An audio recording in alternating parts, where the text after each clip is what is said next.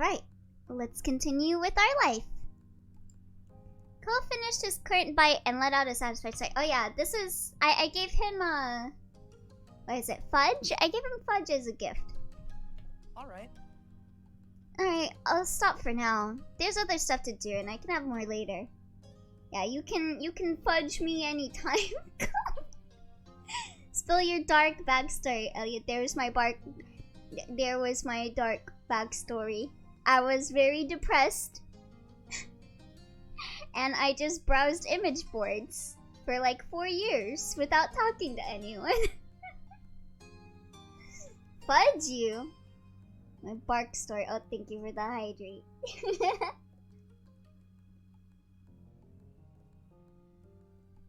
Dark backstory.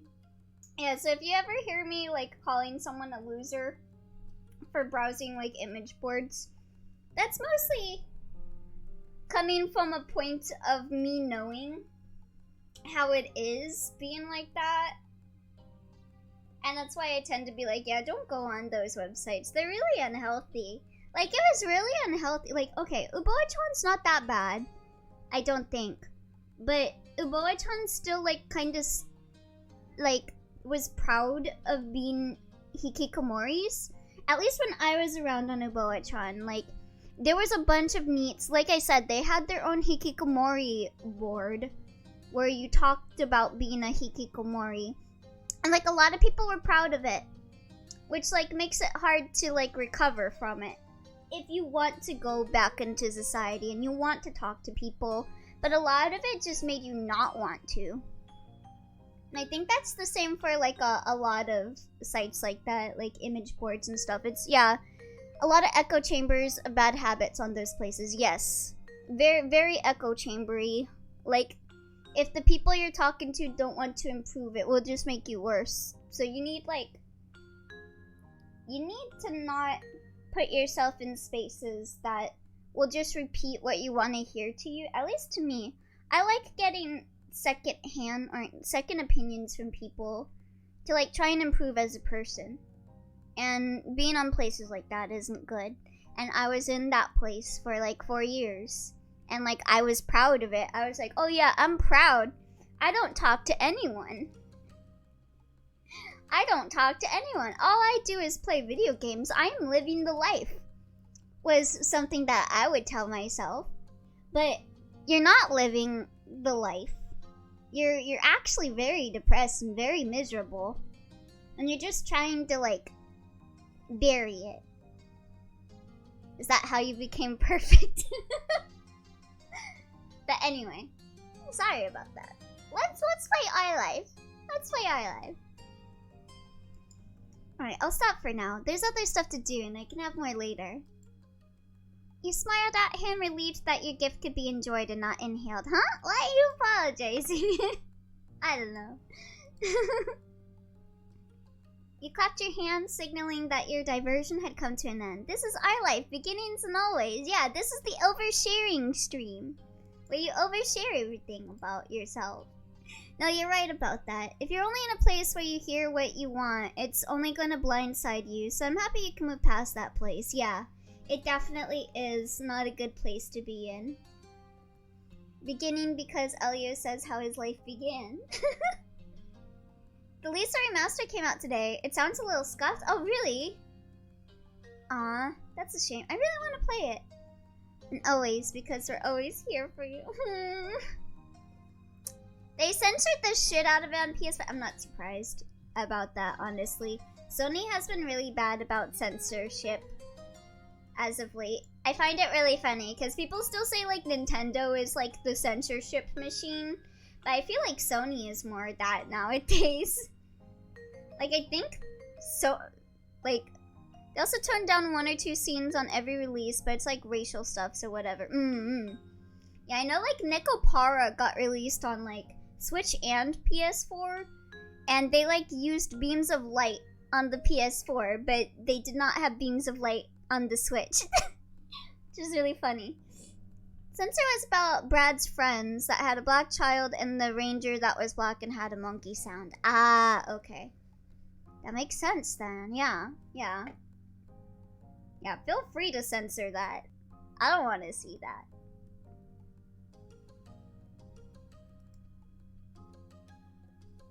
Alright, now we can head off for your surprise, too. If people... I bet you...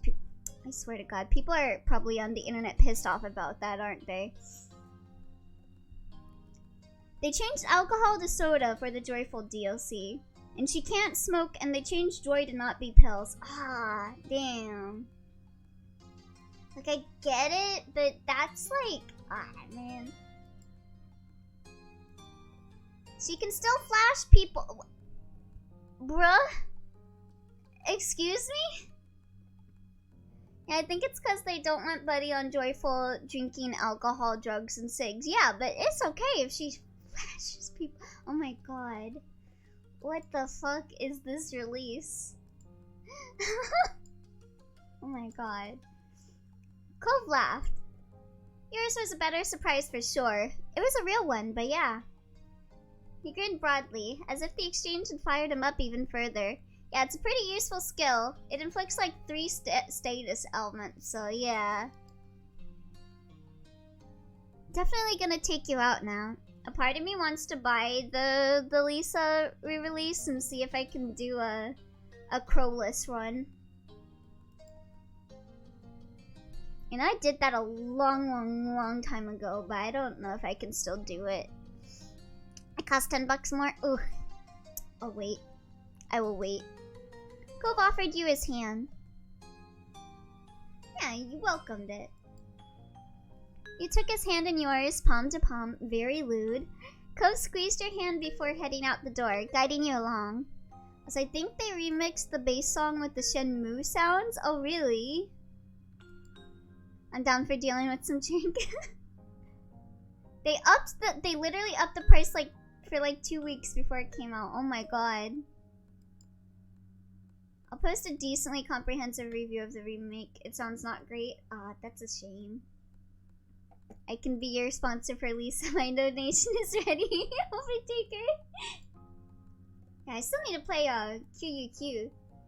Also, I guess as a reminder, I guess I'll say this now. Starting tomorrow, I will be running off of subathon rules, because as you could tell by today, I do not have any food. So starting tomorrow, don't do it today, but starting tomorrow, any subs, bits, donations, etc. will extend my timer like the last time I did a subathon.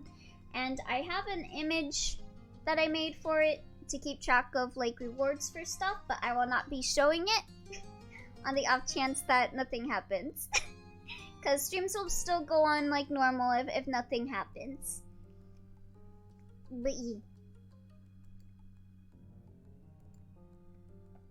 Is the Amazon Prime thing still a thing? Yes. And if any of you have any ideas for like some subathon goals, let me know. Yeah, I welcome it. Hand in hand, you wolfed down the stairs together, out of the house and into the neighborhood.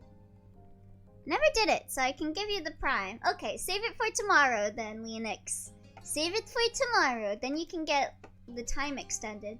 I'm planning like when we beat the games that I have planned for the week if we get the subathon goal. I'm planning for the first one to be QUQ if we extend the timer past normal stream time. But yes. Subathon goal, food. Yeah. Subathon goal, Elio being happy. Yeah.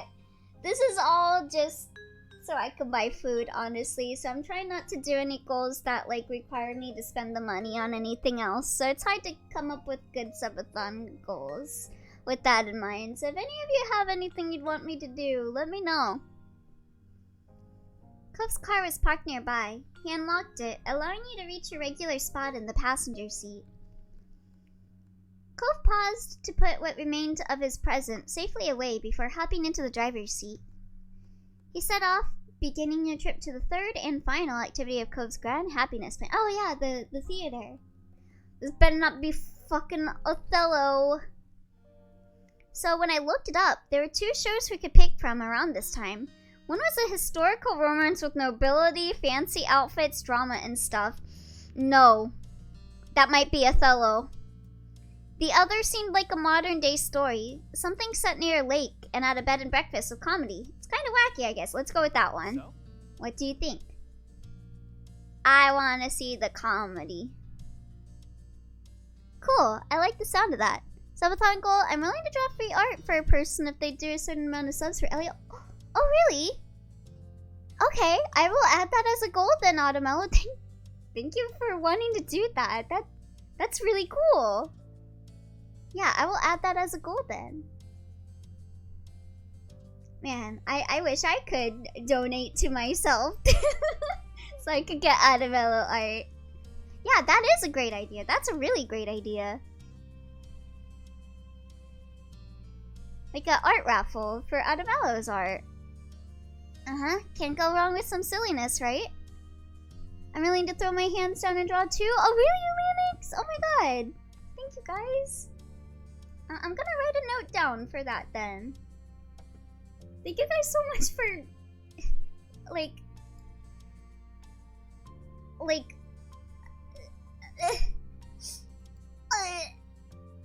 oh my god, it's like, give me a moment. Like, it means a lot that you guys, like, are willing to do stuff like that.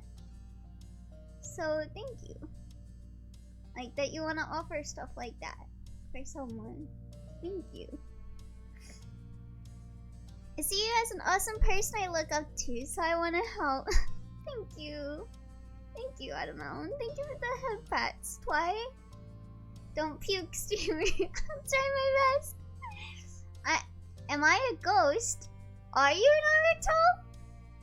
You get free art. You just need to ask, Elio. I do free art for people I see as friends and close acquaintances. Oh, thank you, Adamello. As long as you ask first. Alright. You are a cool dude. No problem, Bo. It's not to help you out. Thank you. You guys are so nice. You guys are so nice. I swear to God. Thank you.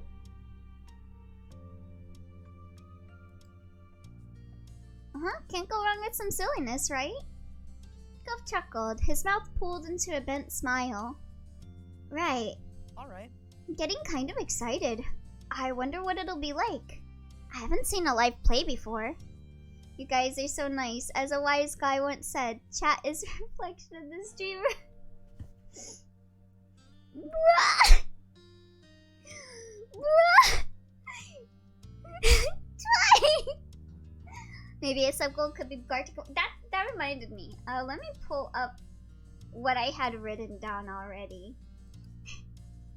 Maybe that's a better idea than the game I put down. But yeah, Gartic phone sounds like a fun idea. Dude, don't puke on stream.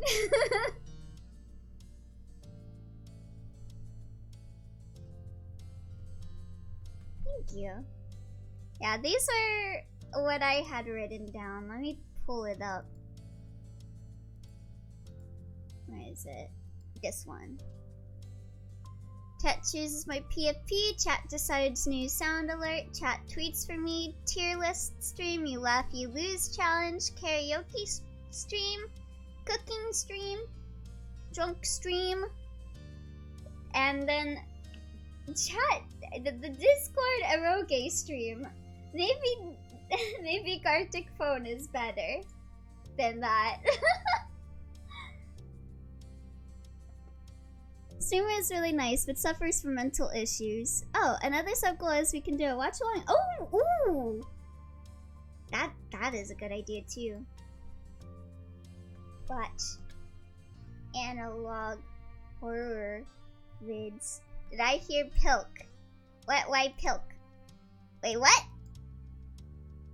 Where'd you hear pilk? And then my last one was a voice situation that chat chooses the theme for. I might have misheard. Yeah, what? Where'd you hear pilk? But anyway, I did two What is wrong with you guys? You guys keep hearing Pilk.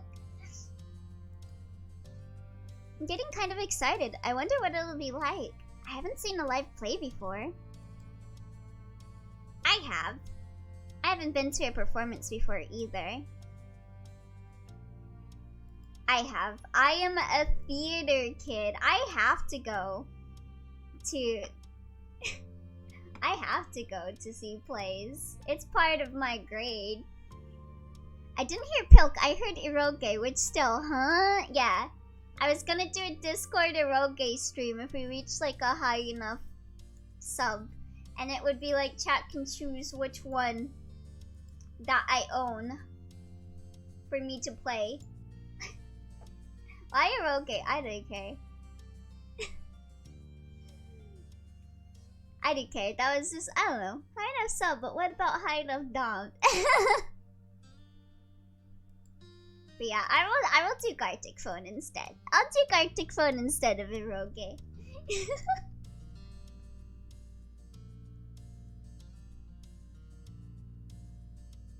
I liked it. Your eyes shone with delight, remembering the dazzling lights and the grand stage. The theater was a treat you certainly enjoyed. Unless it was fucking Othello. Wait, how many do you even have? You really want to ask me that? Okay, I have the maid game that I bought off of Manga Gamer. Let me look. Let me see. 1. I'm gonna count now that you asked me. What is this? Ah, okay. 1, 2. The maid. I have like 2 maid eroges. Don't judge me. No. I don't think that one's eroge. This one is eroge though. 3. 4. Or 6 if you count the 2 other volumes of that.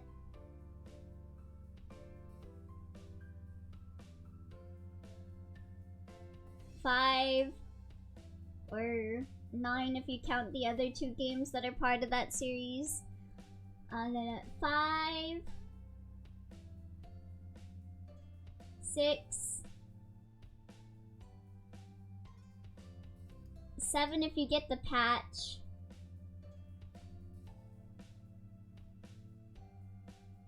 8.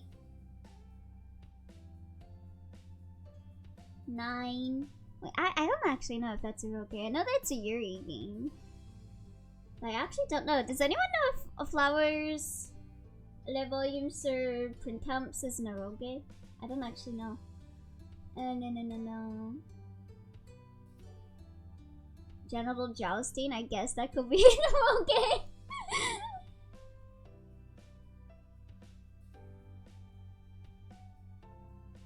Let's see.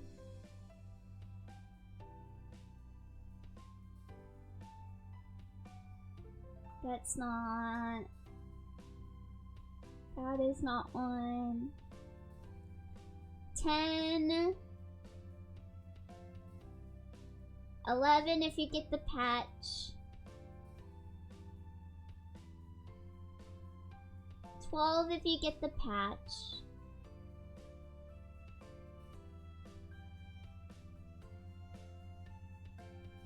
13 if you get the patch. 14 if you get the patch.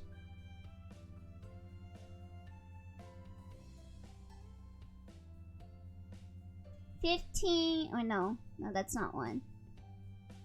I thought it was a different game. No. 15 if you get the patch.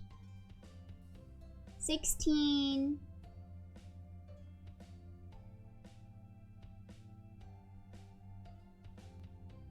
What is this one? Oh, that's the game that I hated.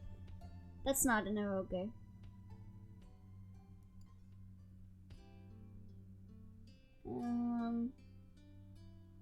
There are some of these where I'm looking at them and I'm like, I don't know if that one is considered one if you get a patch or not. 17 if you get a patch.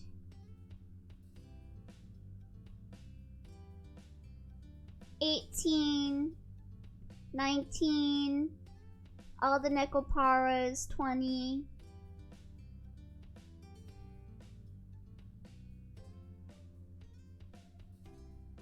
Is this Naroge? I don't actually know. I don't know if Nowhere Girl is Naroge.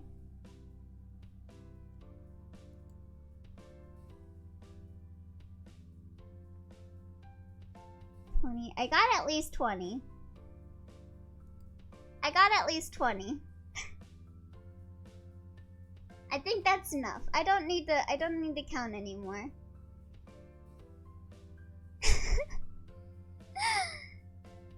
Do we get to 20? Yes, there's at least over 20. Yeah. I'm not listing the Theorogate games names off, but I have at least over 20 of them. And I know there are at least a couple more. But anyway.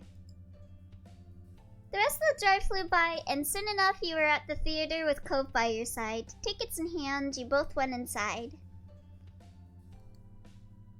Shuffling down the aisle, Cove found the right seats. You were getting settled when the lights began to dim. Wait, Eroge play as sub-goal. Did I get that correct? Yeah, I was gonna make it as one, but I think I'll do I think I'll do Gartic Phone instead. A play no Eroge. But I have a lot of games. I don't know, I still think a Yandere run could be fun. Cause I have one game where you can make everyone be Yandere and see if they kill you. Oh. You put Nakapara on there, I know where my paycheck will go. If you say that, you're gonna make me put it on there for playing Nakapara then.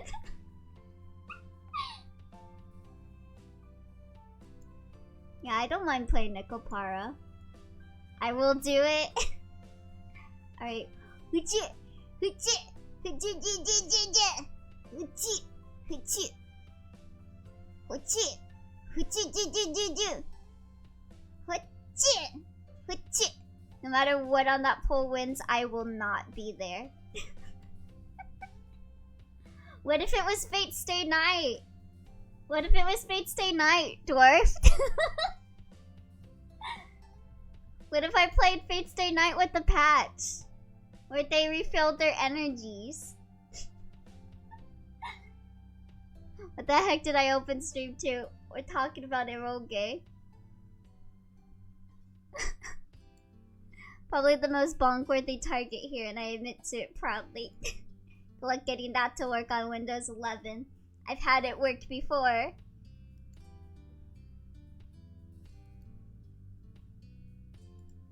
We made it just in time. And now I have it on my old PC, so I can just open up my old PC and stream from there. Your voice came out into a whisper. Glancing at Cove, you saw him staring straight ahead with eyes growing wider with intrigue. Then the actors started coming out onto the stage.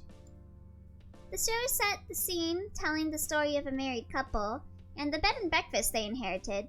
It was a busy life, filled with a constant stream of new and interesting guests. Oh god, I learned that the guy who wrote the Fate anime and the Madoka Magica also did a... Yeah, he did a few. He did a few, Eroge. I played a few of them. Saya no Uta is the most noteworthy one, I think. But he also did... It was like... Hell something. It was like... A girl with like purple hair that had like a lot of slime stuff in it.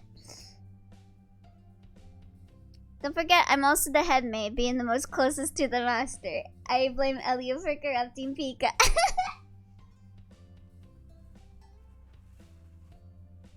But yes, I actually read Saya no Uta. It was like one of the first, if not the first, VN I ever read.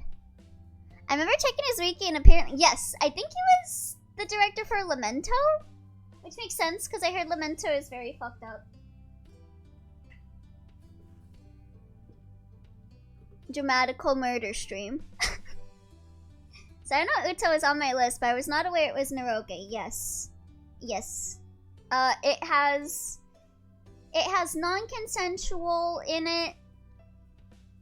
So yeah. Be careful if that is a trigger for you. There is the hard R featured in it. A couple times. Like one with like one of the character's friends, and then another involving an old man. So please be careful. Yeah, it's the one with the girl in the green dress in the meat dimension. Yeah, it's that one. Elia has nothing to do with that. I'm a sucker for cat girls. Owns all Nekopara volumes and all 18 assets. Yeah, I think I have most of the Nekopara games.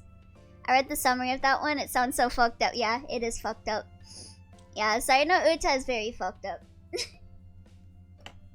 A lot of people seem to not realize Gen Urobucher is like for a while he enjoyed writing stuff like that because he hated humanity. Like legitimately he just hated humanity. I think he said in like a review or something, he was like, I make fucked up shit that get people pissed off at me because it makes me feel something or something like that. Sayano Uta was my first eroge. Same here. It was my first visual novel, I think. Oh, Togai no Nochi. Oh, okay. It might. Yeah, it was either that or Lamento. So yeah, Togai no Nochi. I want to play Sweet Pool. Sweet Pool looks really interesting. Kamidori was my second. That sounds really familiar. Hold on. Oh, Kamidori Alchemy Master. Okay, yeah, I've heard of this, but I haven't played it myself.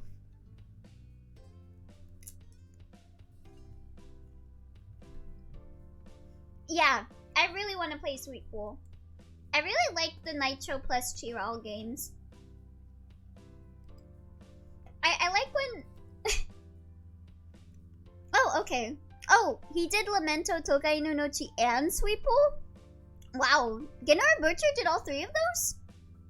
Wow, no wonder I'm interested in playing Sweet Pool. Like, I really want to play Sweet Pool. Nitro plus Kiral sure likes having him direct stuff. It makes sense. Yeah, he did like...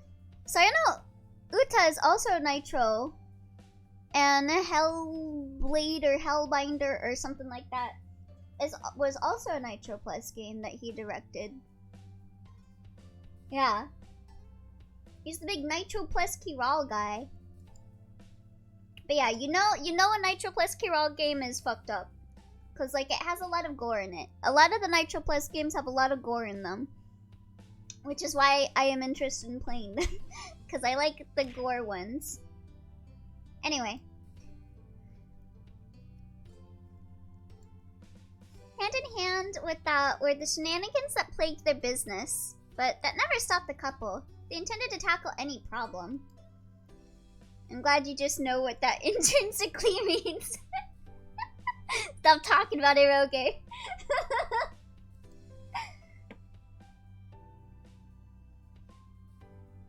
I'll hold Cove's hand.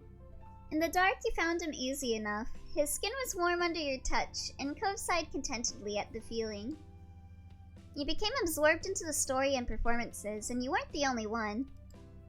Several times through, you could hear Cove's familiar laughter next to you. What is this? They don't know I'm on a date with Bunny. Oh, you in chat talking about eroge? Why are we being horny at the comedy show?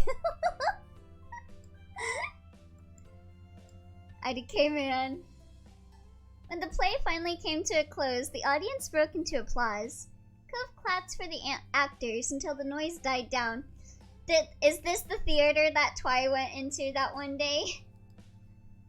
Then he spoke for the first time since the event began. Last team carried the mood again. Shut it. I'm sorry, Twi. I'm so sorry. Oh god.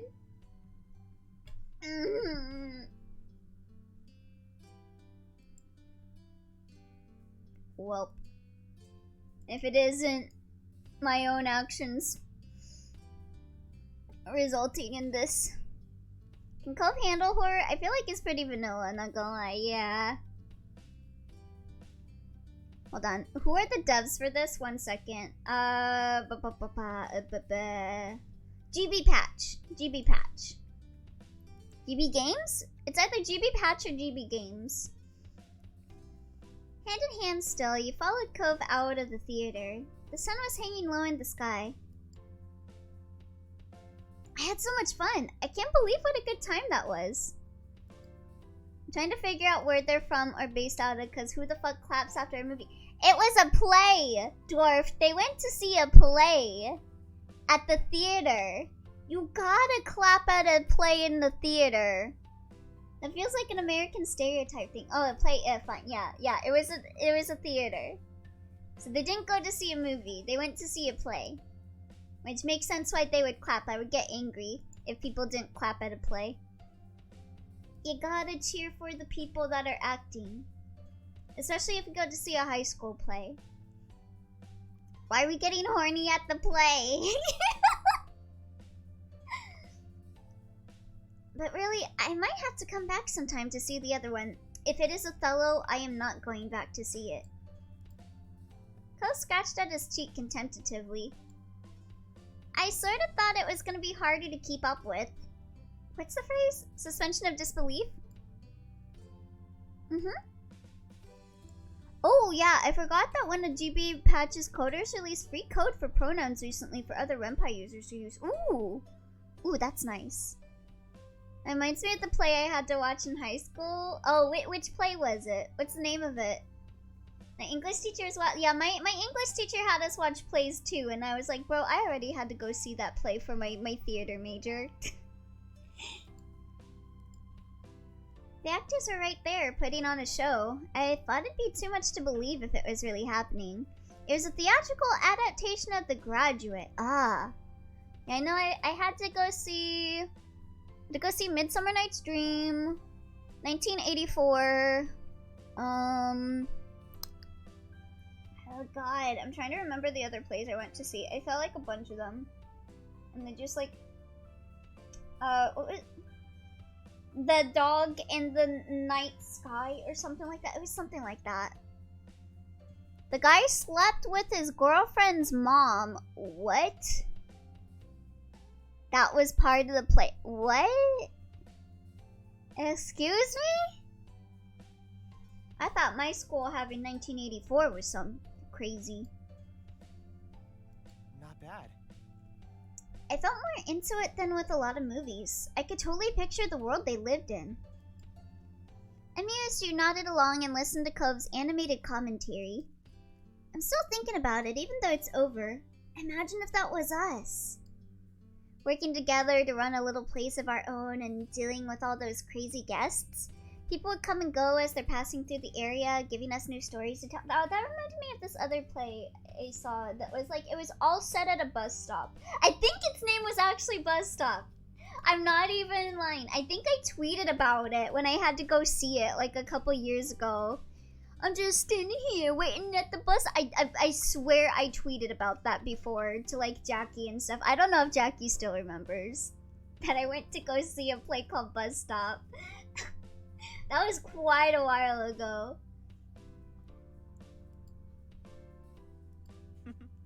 At the end of the day, it would be just the two of us who stayed together, sticking it out and making a life there.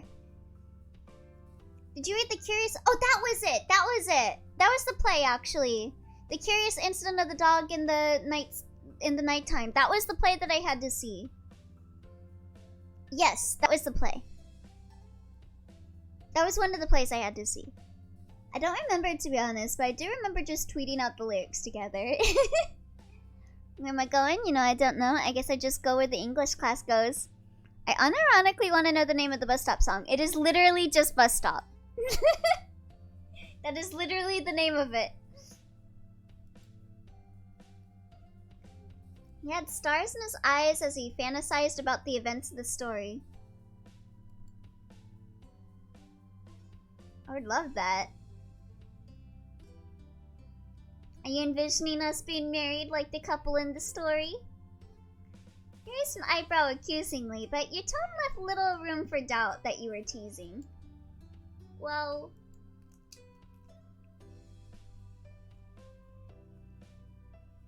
Cove's gaze avoided you and settled on the ground off to the side. He spoke softly.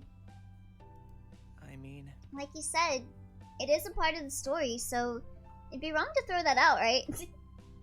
Alright. Hold on. Must not redeem sing a song. I've been saving for drip for months. Just standing here waiting at the bus stop.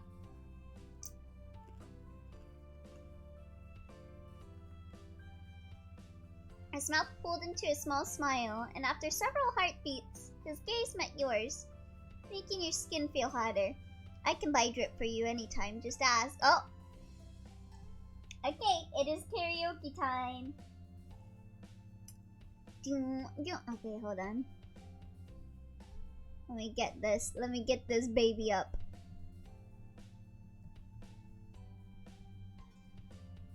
Karaoke.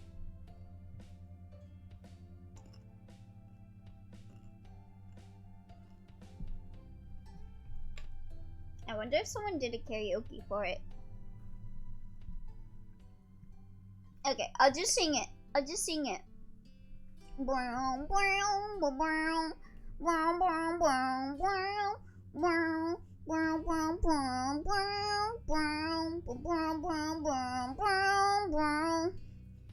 standing here waiting at the bus stop. But the bus hasn't come yet. I wonder what's up. I don't want to wait here all day. I want the bus to come and take me away. I've been here for 15 minutes. I just want to get my one-way ticket. Where am I going? You know, I don't know. I guess I'll just go where the bus driver goes. Yeah!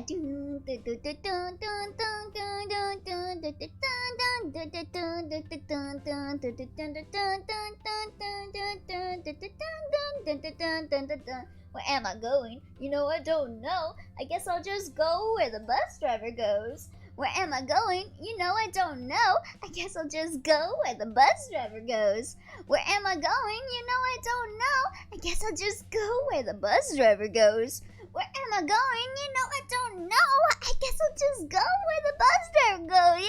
Yeah! I'm at the bus stop. Oh, yeah! I'm at the bus stop. Dun, dun, dun, dun, dun, dun. Where am I going? You know, I don't know. I guess I'll just go where the bus driver goes. Where am I going? You know, I don't know. I guess I'll just go where the bus driver goes. Oh, yeah. I'm waiting at the bus stop. Oh, yeah. I'm waiting at the bus stop. Oh, yeah. I'm waiting at the bus stop. Oh, yeah. Wow. I'm waiting at the bus stop. Did I mute the stream to listen to the song and just miss Elio singing karaoke? You left to go listen to Bus Stop and then you came back to listen to Bus Stop. Congratulations. He is a shinny. No, I'm not. No, I'm not. Bus shinny. No! No, stop it. Stop it. His mouth pulled into a small smile, and after several heartbeats, his gaze met yours, making your skin feel hotter.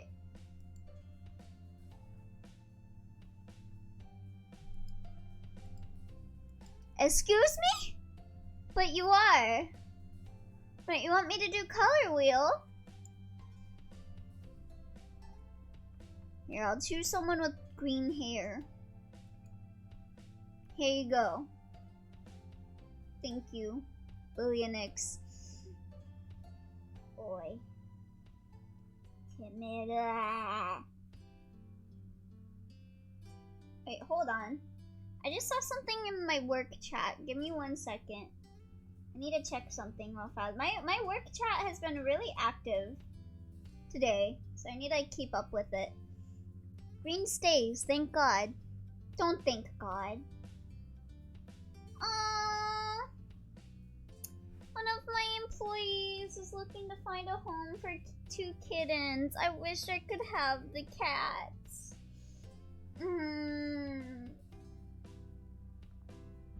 Damn it. I want the kitties.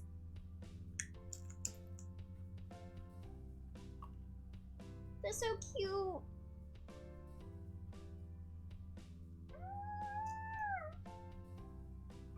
Babies. Okay. Anyway. Yeah, you're absolutely right. The words came out slowly while you watched him in a daze. Cove's smile widened, but he was too flustered to say anything. Sorry. A few quiet moments passed, and you noticed a distant look on Cove's face. He shook his head like he was trying to send a thought away. Am I the thought? What is it? Trying to really picture a completely new life in a new place actually feels kind of weird. Now that I'm doing it, I'm not exactly sure how to explain. It's exciting, but also sad. I'm thinking too seriously about this dumb idea, I guess. But if I don't remember anything from this world, then it would be pointless that I had a life before. And if it did really happen, I probably would be surrounded by totally new people. I wouldn't have you with me anymore. Surprised you sucked in a breath. Cove laughed shyly. That's...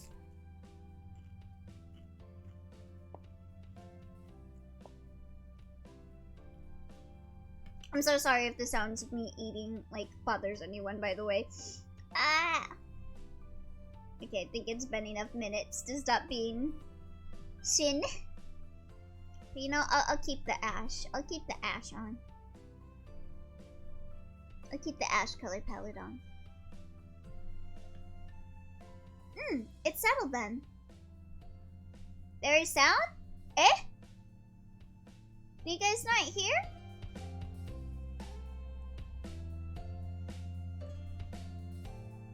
I'll just have to look for you if I wind up having another chance at life or magically end up in some other world. I hope you try to find me too. Oh no, it's a joke. Oh, okay. Nervous, Cove's eyes didn't quite meet yours. His cheeks and ears were solidly red at this point.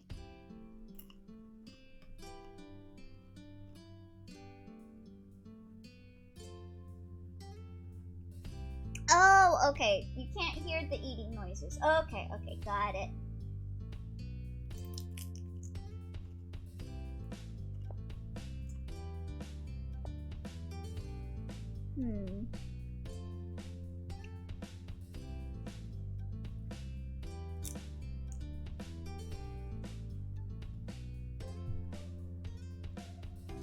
God, what is this idiot talking about? He's about to do the if I was a worm thing. If I was a worm, would you still love me, Bunny? Of course I would. Of course I'd search for you. I'll never forget about you, Cove. That's one of my favorite tropes. You felt somewhat worked up for having to even say that. It was absurd to imagine any other scenario. Oh, thank you.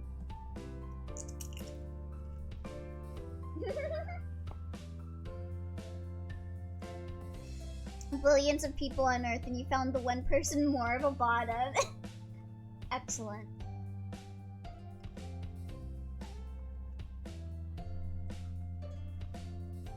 I mean it. There's nothing anyone could do to stop me from trying to find you again. If we were worms, would you stream for us, Elio? I don't even know if you already are a worm or not, so yes. Would you love me if you had downloaded Backstreet DLC earlier? Don't ask questions you don't want to know, Cove.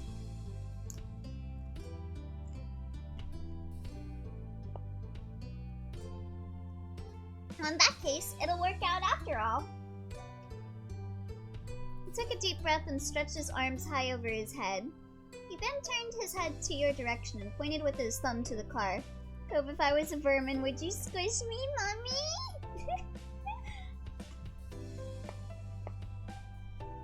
Okay, that was too far. Hold on, what is this? Oh, yeah, I found him by looking for your turkey. Oi. I'm a wolf. Does he know? We never get back to our real world now, huh? It's getting late, and I think we're the only ones still out here.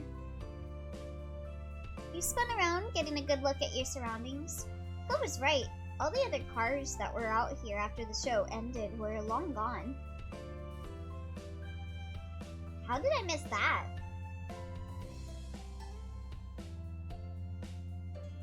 It surprised you how much you really lost track of everything for a while. You even failed to notice how dark it was until now. Come on. Let's go home.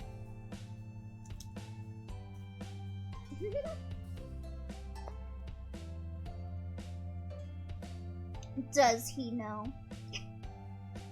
After that, you made your way into Cove's car. You set course for your neighborhood.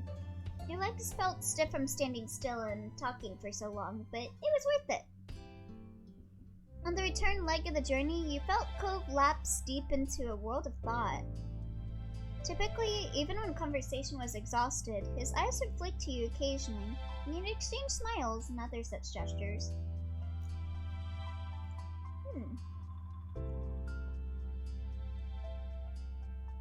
What is with this music? This time his focus was split purely between the road and the recesses of his mind.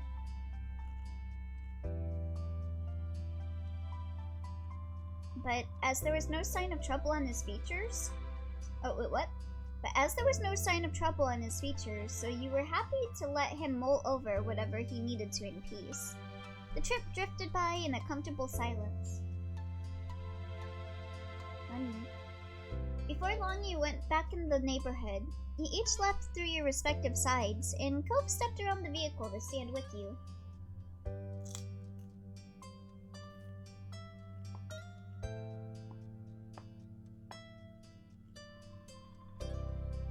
This music feels like did you install the patch music, if you know what I'm saying. Wordlessly, he gestured to your home. He was intending to take you there. Perhaps he felt the trip wasn't truly over until you were literally inside your house.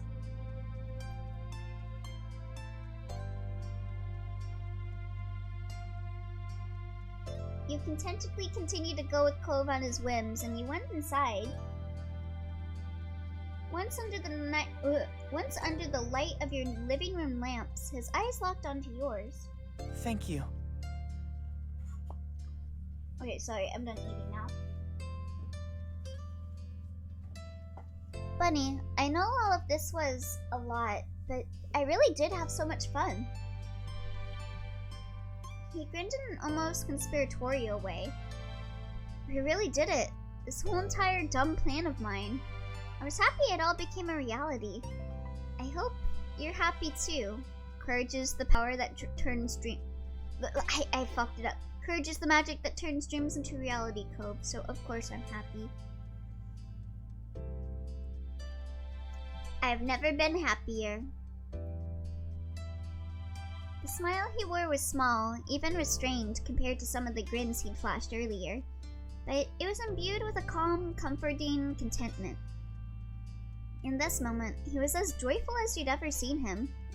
Sick, Tails, this is for your daughter, the New World, ref. Courage is the magic that turns dreams into reality. I'm a muggle. I still remember the last time, like, without love, the magic is unseen, or something like that, and Twice like, oh, so that's why I'm a muggle. I remember that. His next words escaped in a whisper. No one makes me feel the way you do. But he moved the conversation along before you had the chance to react to that admission. It had to be intentional. As Twice should, says Twi. Bunny, Could I ask for you to go along with one more surprise?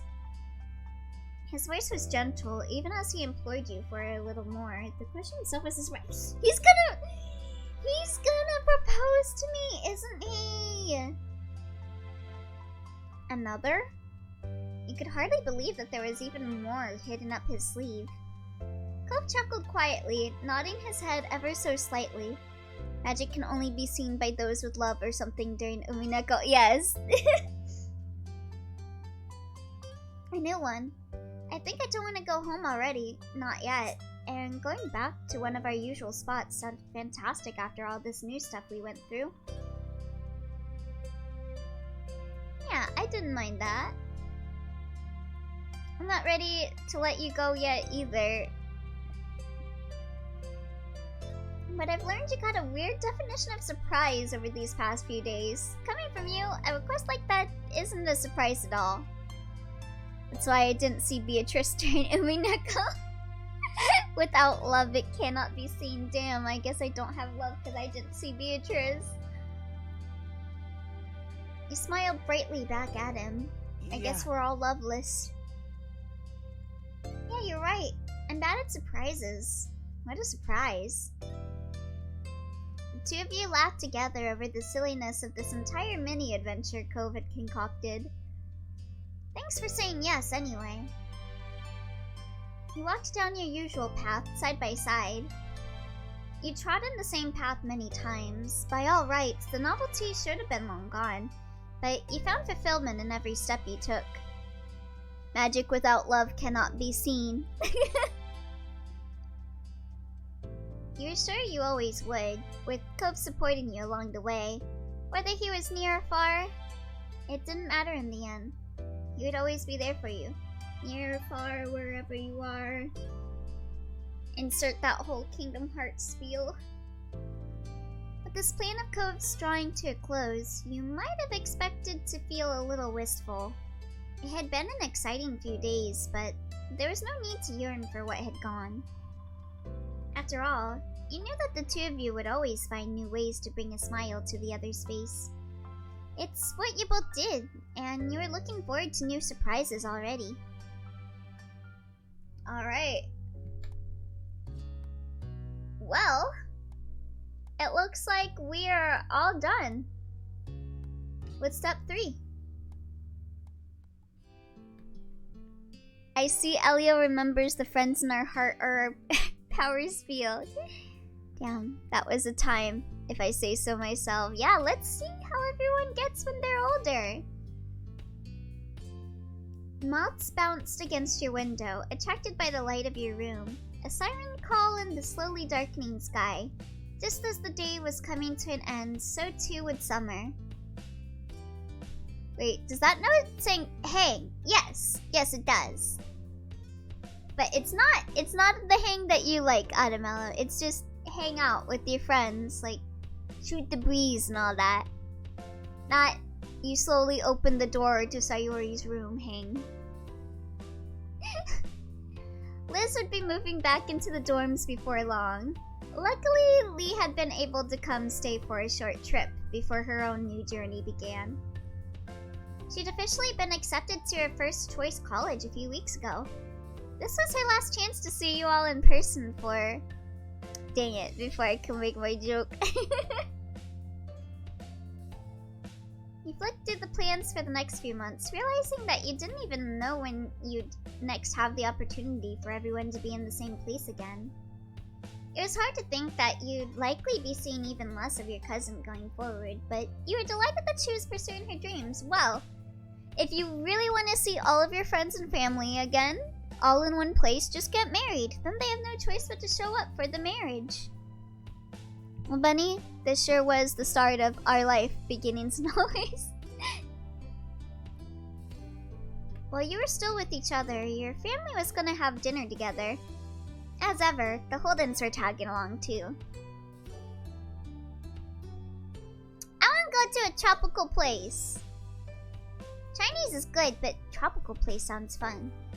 You hadn't really discovered the tropical restaurant until you were a bit older, but everyone's enthusiasm had resulted in so many visits that you'd more than made up for last time. Is this God, what was that one cafe's? The Rainforest Cafe? Is this the Rainforest Cafe? Liz and Lee were excited to squeeze in another trip before setting off again. Wait, Elliot, I got a subathon goal idea. One stream with low quality. Like, I don't even want to do that.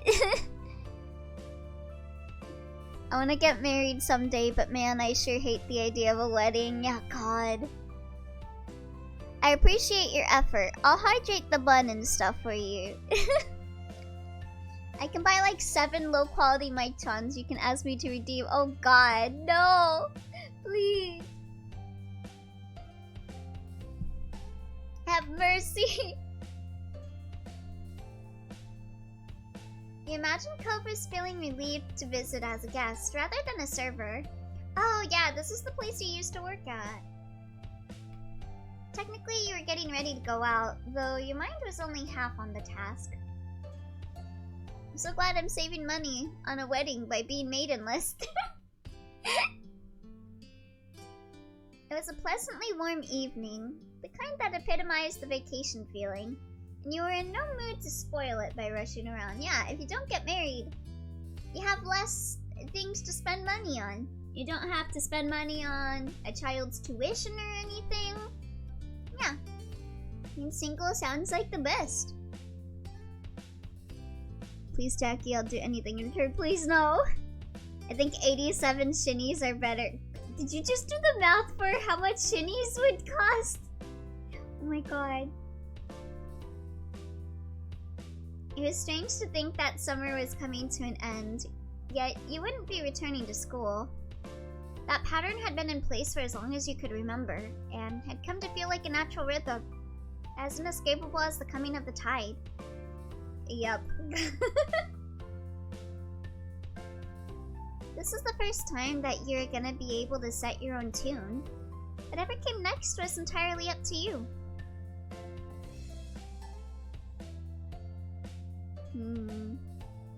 I was also uncertain at word. That's me. You didn't know what you wanted to do. There were so many options, all with advantages and disadvantages, and this was the first time you'd had to make such a momentous decision. You felt as if you stood alone at a crossroads in this changing world. Who could know what the right choice would be? Mom called up from downstairs, tearing you from your thoughts, as she told you it was time to head off. You hurried downstairs, hoping that the evening would be sufficient to distract you from your anxieties. Everyone piled into the car. While it was marketed as being suitable to hold 5 people, in practice it made for a very tight fit. Your moms, sitting in the front, were fine. You, Liz, and Lee were squished into the back. Lee in the middle, wedged between you and your sister. But Mom was an excellent timekeeper. Thanks to her efforts, you pulled up near the restaurant on time. The process of getting out of the car was slightly easier than squeezing into it, with much less coordination required to release seatbelts than to secure them. You gave Lee a hand as you clambered out of the middle seat, then headed into the building as a group. A waiter greeted you as you entered. Mom let him know how many of you there would be in total, and he went to arrange a table that met your needs. He returned promptly to guide you to your seats. What is a car but a horseless carriage powered by magic? Hey, Vaughn! You slipped into your chair. It felt all wrong. No matter how you shifted in your seat, comfort eluded you. Everyone else seemed fine as they settled into their own seats. Your drinks order had been taken when the Holdens came through the door. They were pointed in your direction, though with Mom waving an arm in the air, it was hardly necessary. Cove and Mr. Holden came to join you at the table. I accept payment. What? In fan art for Lynn's comment. Yes! Unconditional fate! Now the dating sim MCs and characters are abnormally rich but somehow middle class SMH. That's just reality, babe. I will draw Lynn fan art, as long as Lynn is fine with everyone being depicted with stick figures. Yes. That is always acceptable. Damn rich people though, yeah, god. As greetings were being exchanged, Cove took a seat opposite to you. It had been left empty by unspoken acknowledgement that you and Cove would be wanting to sit together. Mr. Holden sat beside him. Hi! It's great to see you! Glad you can make it. Hello, everyone. You wouldn't believe how hungry I am. I see. You came to the right place then. There was some laughter, though Liz groaned playfully, shaking her head at Mom's sense of humor. I know it's so they can explain why MC can do whatever with not much financial repercussions to worry about, but yeah, I can't self-insert into a middle-class person. That's not me. Growing up, she'd have complained, and Mom would have responded by making another comment. Liz had mellowed over the years, but she still made a show of despairing at Mom's jokes. Her reaction to them had become a joke in its own right. Yeah, our life really just says, hey yeah, so you're living your choices, but you have two super well-off lesbian mothers spending your days in a beach town while being fawned over by everyone that exists. What a power fantasy. Menus were soon passed around, and a temporary hush fell over the table as everyone read. This just in. Elio can't self-insert into a classy person. I really can't. I'm not classy. It didn't last long, punctuated by comments about what people had eaten here before, and light chatter about what people were considering tonight. Once the waiter had disappeared with your orders, Cliff piped up. Okay. So, I got some good news. Kyra's making a trip out here tomorrow. Generally, I don't think there's a single person in this game that hates or even slightly dislikes you. Pre-time skip, Jeremy. Pre-time skip doesn't count as kids or brats. Yeah, Kyra's coming. Yeah, Jeremy did nothing wrong. Yes, he did. I punched his lights out.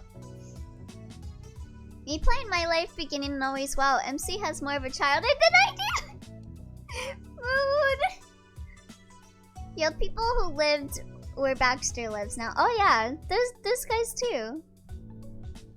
They were assholes. Cove nodded, turning from his father to the rest of the table.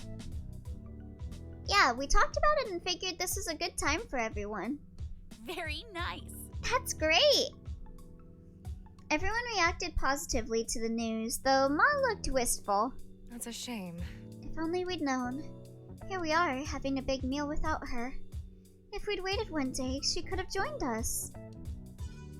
Mom patted Ma on the back, gently nudging her from the realm of possibilities and what-ifs, and back to the evening that was going so well. My childhood was simply taking a trip to California every couple of years maybe and seeing family. Hey! That's more childhood than me! Chin up. Lee and Liz will still be here tomorrow. We'll just have to throw another get-together and keep the fun train chugging along. I think the closest person was probably Liz, but she chilled out more after leaving for college, so I IDK'd that counts. Yeah, like, teenage Liz was something.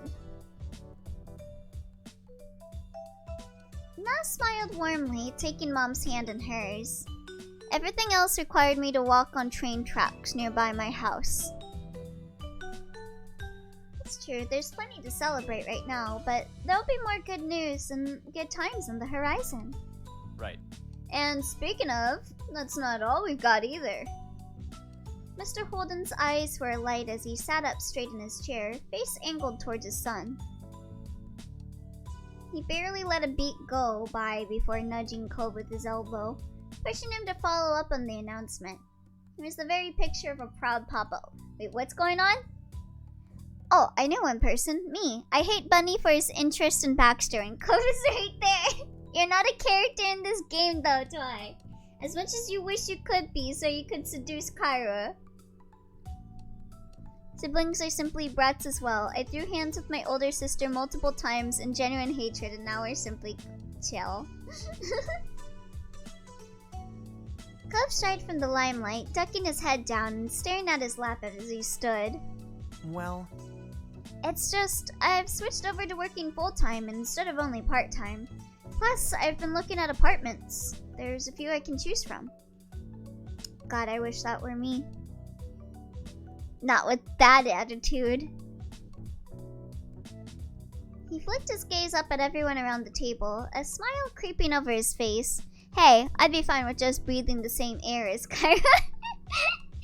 And you still don't even get to do that. What a sad life.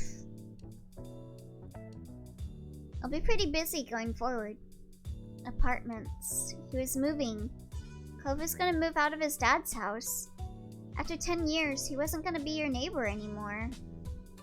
Mr. Holden gripped one of Cove's shoulders and gave it a loving shake. His excitement couldn't be contained. Yeah, agreed. My brother was both my nemesis and my best friend growing up.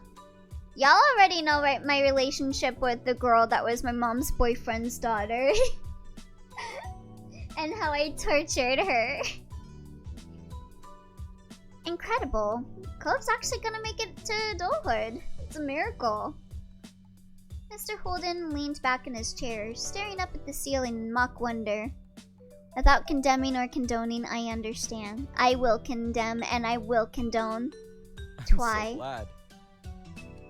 I wasn't convinced I'd be able to wear a kid all the way to this point, but thankfully I lucked out and got the best boy Dad could have asked for. Dad? We're just best friends now. Aww. Cove blinked his vision with his hands on the side of his face, temporarily blocking his father from sight. Oh yeah, same here. I'm her kid's favorite uncle and her husband is one of my best friends. Eh?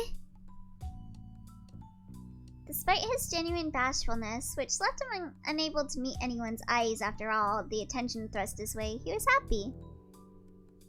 I'm sure you were her enemy. Yeah, I definitely was. Thanks. I was really lucky too. You're a good dad. I returned. Oh, welcome, Muggy. Hello, hello. Aw. Come here. Mr. Holden threw an arm around Cove's neck, pulling him into as close of a hug as the seating allowed. You condemn and condone me for simping? Yes. Also, thank you for the hydrate, Muggy.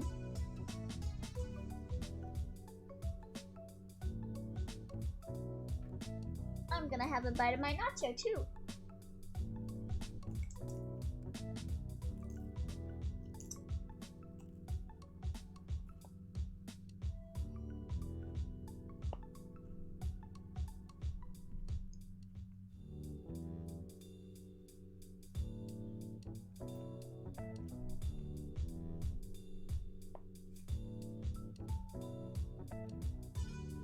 And thank you for the head pats. Keep hydrated. I can't words. Keep hydrated. Thank you. I will. I only simp for one woman now. Is Tina the woman from Harvestella with the episode days? Hey! You finally see the light, Barn. I do also think you'll like emo.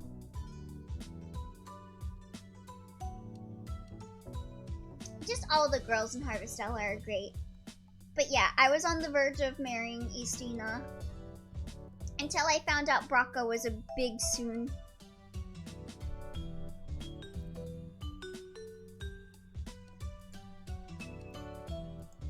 He rubbed his cheek to the point of his son's head. Oh, wait, what?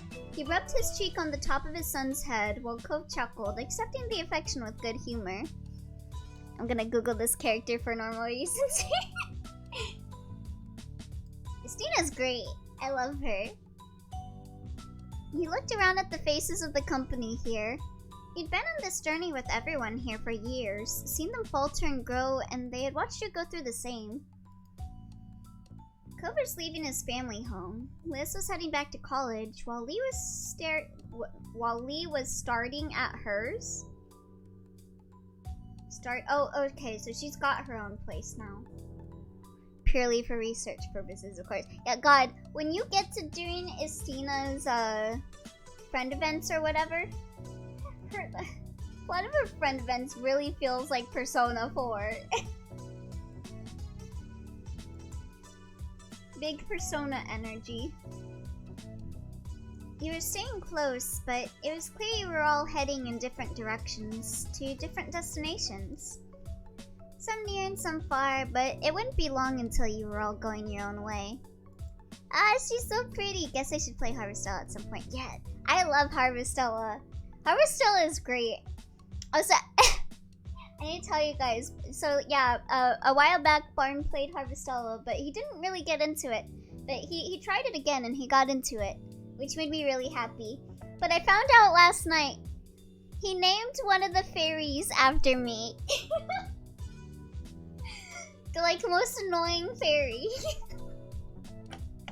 He named Elio, which is really funny.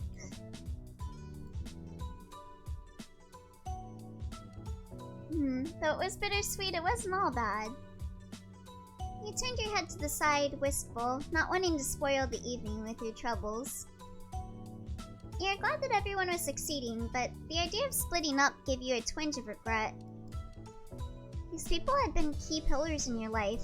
Days ahead without them, no matter how bright and shiny, felt a little empty, like a theme park after closing time. Hey yo, nice Harvestella reference. I did do that, correct. I'm gonna lick a little, but I'll be back. Alright, enjoy your lick, Muggy. I am also jealous, however in the opposite way. I wish to have Black Rose. Wait, what? I made Black Rose... Huh? Oh, Mr. I made Black Rose in Lab Court because I'm jealous of her being shipped with Kite. Oi. How did I miss that message? Oi! Oi, oi, oi.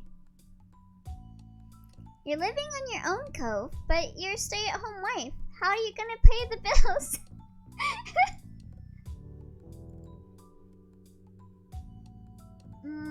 I'll focus my mind on the sweet side. I don't like thinking about the bitter parts. New adventures are still ahead, and you could encourage that optimism. Cove brought some attention to himself with the clearing of his throat and a small interjection. I'm gonna stretch my legs while we're waiting for the food and everything.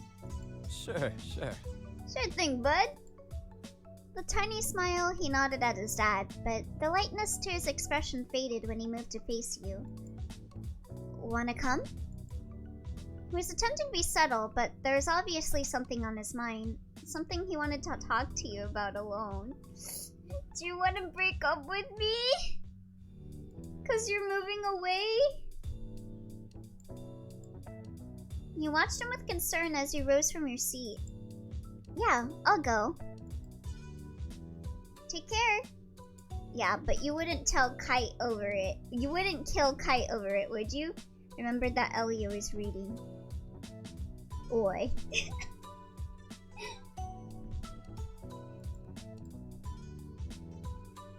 With those parting words, the two of you walked out about the place. He was trying to get as far away from everyone else as possible, without actually exiting the building. I would absolutely throw Kite into a brick wall. I ain't trying to lie nor deny that. Someone's jealous. Yeah, listen, we're both jealous of dot hack characters.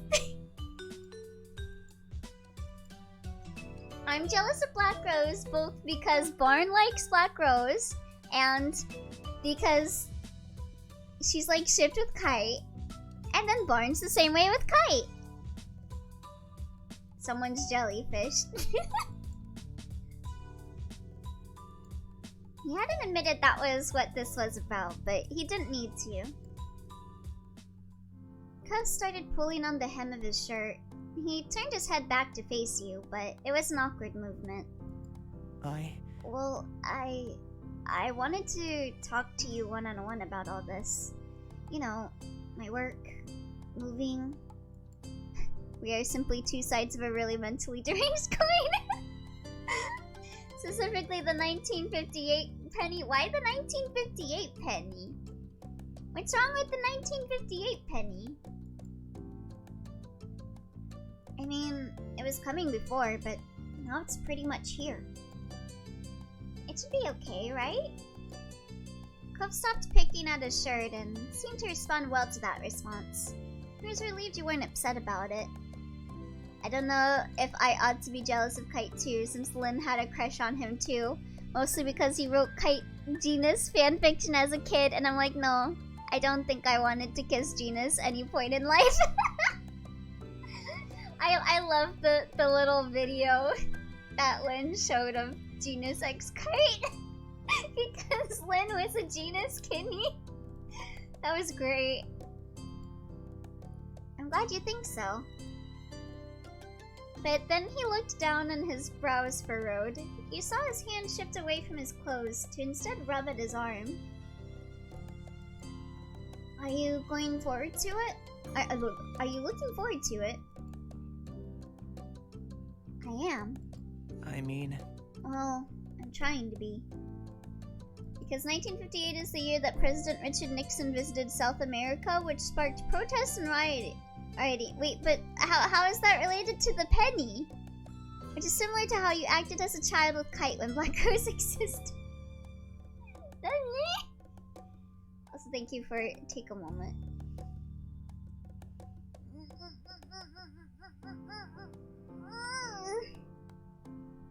Oh hell yeah, our office is investigating the tree trimming that occurred outside Universal Studios, where workers, writers, and actors are exercising their right to picket.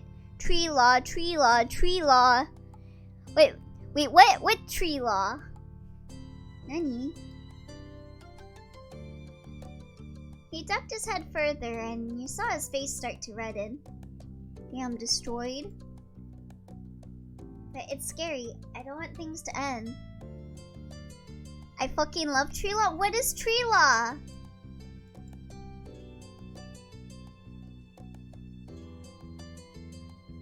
You're gonna do great things. You said nothing, but let his eyes meet yours again. Tree law, let's go. What is tree law?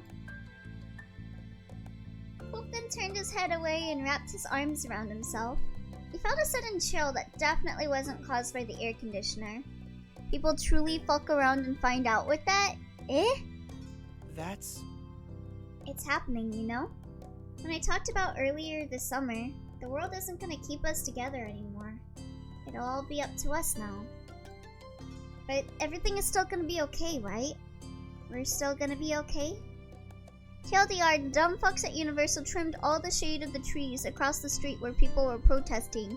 That is extremely illegal. Really? Tree law these nuts? Those are public and governmental property. What? So they're gonna get sued by the government? Universal is?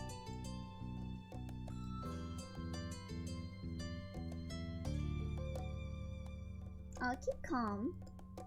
Unclear? You understood his concern. It was definitely hard to imagine what would happen. However, you didn't let yourself get upset.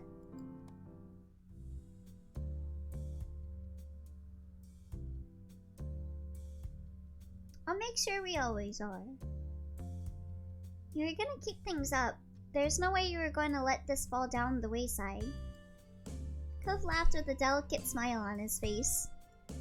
They're either not authorized to do that and will be fined extremely heavily, or it was okay despite being clearly wrong, which is governmental corruption. Oh boy. So, oh my god.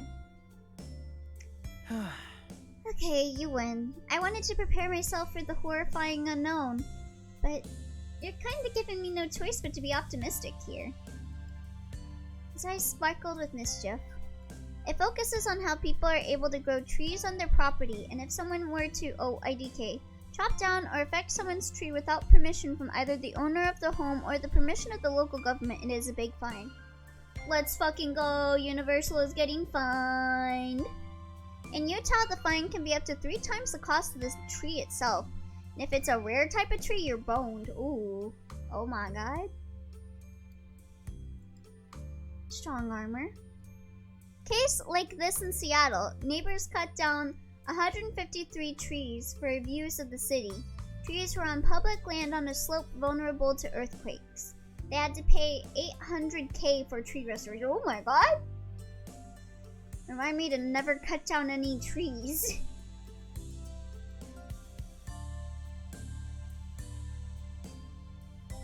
I'm happy to hear that. His lips twitched up at your consideration. Thanks for listening to me, Bunny. It helped. He felt pleased that his anxiety had eased after talking it out. Want to go back to the table? I bet everyone's wondering what we've been up to. Oh yeah, I forgot what we were doing here. That'd probably be good. With matching smiles, you both reclaimed your seats at the table. Both of you felt lighter and it showed. It is legitimately one of the most costly civil fines you can get. Jesus. Barn and dwarf when tree law is mentioned. It's showtime. You guys are the tree law, like, professors. You seem happy. What was that? Yeah, it looked like you were having quite the conversation over there. It's neighbor stuff, sorry. I used to be your neighbor. He waved off their questions and didn't offer any explanations. They still seemed curious, but caught that Cove wanted it to stay between the two of you and let it drop. I hope government sues. They better! Me when multi-millionaire corporations get sued and have to pay big fines.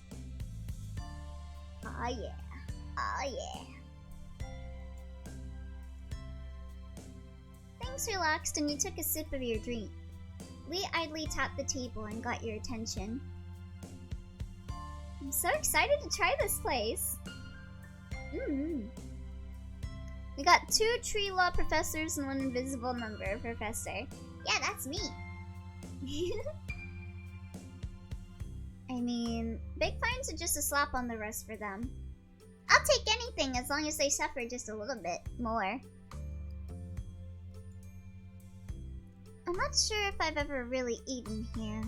It's more Bunny's place than mine. Let's hope it's good. All the restaurants in the area are pretty top-notch in my humble opinion. We'll see. The mouse has had it good for too long. As a challenge issued, Liz carried herself like some sort of professional food critic and Mom snorted. Tough crowd, jeez, Liz. Agreed, Jackie. We're no friend of Michael Mouse. Michael Mouse is no friend of mine. Don't worry, their money is dropping with each live action. I don't know. I heard the Little Mermaid seems to be doing pretty well. I giggled and chimed in as well, much to Liz's embarrassment. That's right, Lizzie. Jeez. Oh, jeez Louise. Why is your family like this? Jeez. Everyone burst out laughing, besides Liz, of course. She smirked. No one could ever accuse your family of being no fun.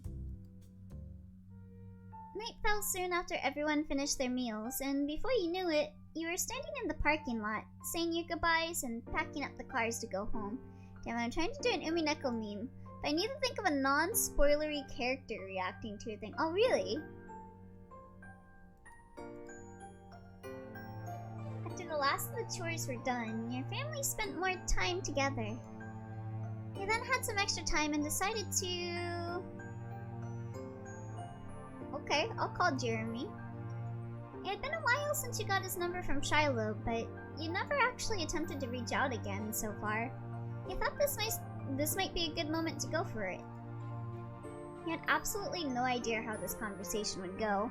The furious boy you'd known was very different to the resigned teenager you'd spoken to this summer. You bit your lip. Stop biting your lip! Wondering what side of him you'd see this time. Your first call ended unanswered, but you at least expected that much. Jeremy certainly ignored the unknown number. You redialed, waiting for him to pick up. After another extended dial tone sequence, the sound was finally replaced with a slow yawn. Hello? Did you see the video where for $40 someone played the Shadow the Hedgehog as a bitch-ass motherfucker video on New York Times Square? For $40? Damn, that's a good investment. Let's say unintentionally racist and ableist bad? Huh? It's only $40 to put that stuff on Times Square? Damn.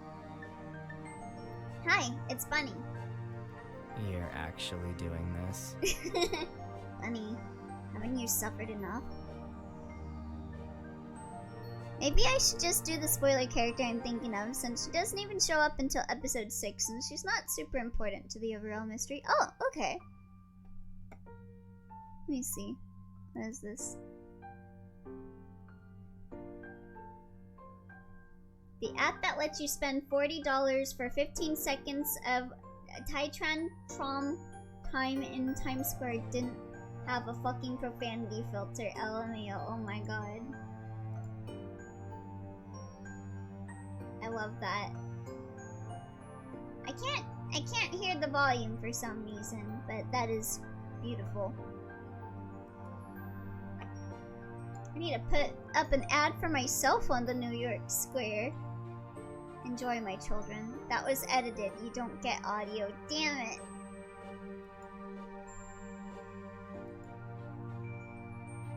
There is none of the fury which he'd rained down in the past, only bewilderment.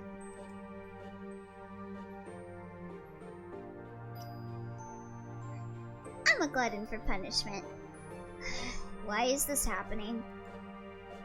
You knew that he knew what led to this call. He didn't have to explain, and he proved that shortly after with a real sigh. Whatever. I simply choose to not believe you, Dwarf, as it's funnier this way. Did Shiloh ever explain his lying self? Also, yeah, you got this scene because you asked for his number, so good job. Let's go. Being a thought pays off. Yeah. I've kept my distance. I would too if I could. The conversation came to a halt. I didn't even need audio to know which version it was. No, bad. But I got his number! I'll ask him a question.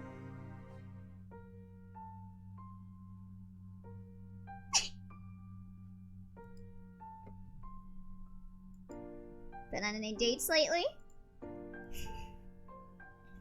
Jeremy groaned in displeasure, cut through with embarrassment.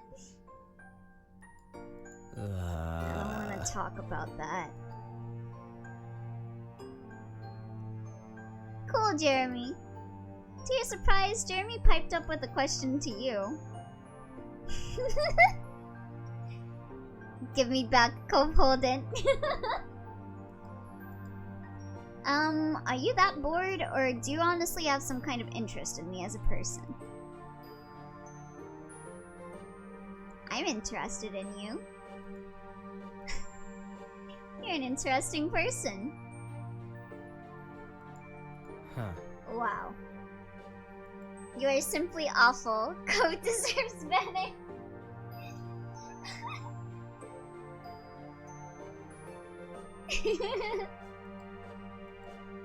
Then you heard another yawn coming down the line. Elio isn't lawful evil, he's awful evil.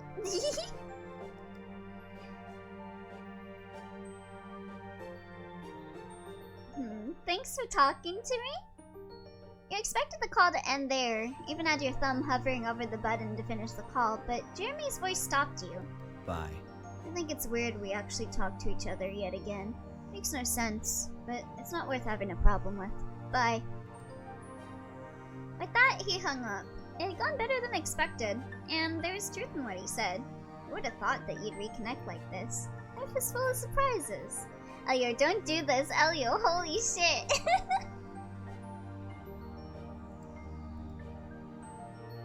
You didn't have a problem with it either.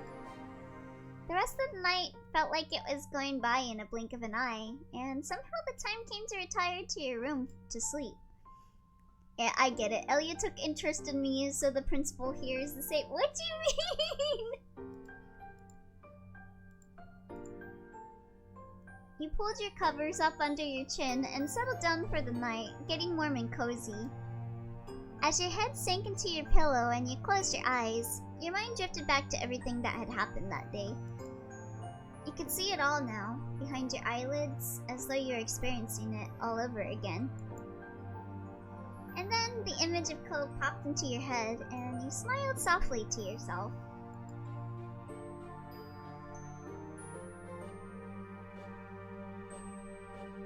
You know what? How about I be the reverse Romeo this time?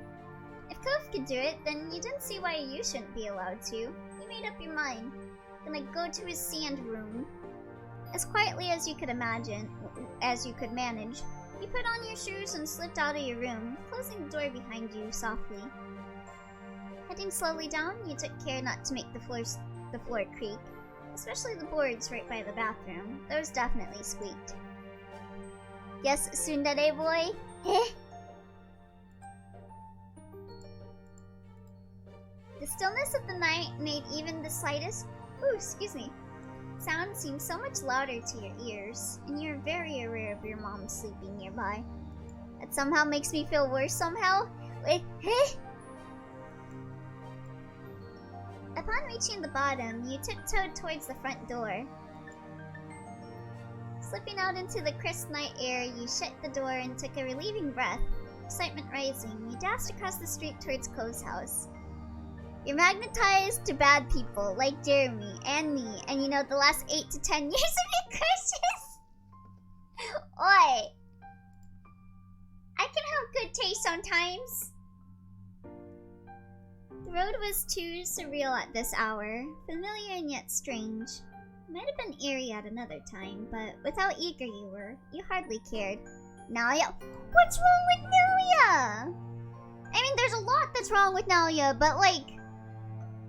No, there isn't. You attempted to find your way from the normal footpath to the side of the condo, but the limited light was making it difficult.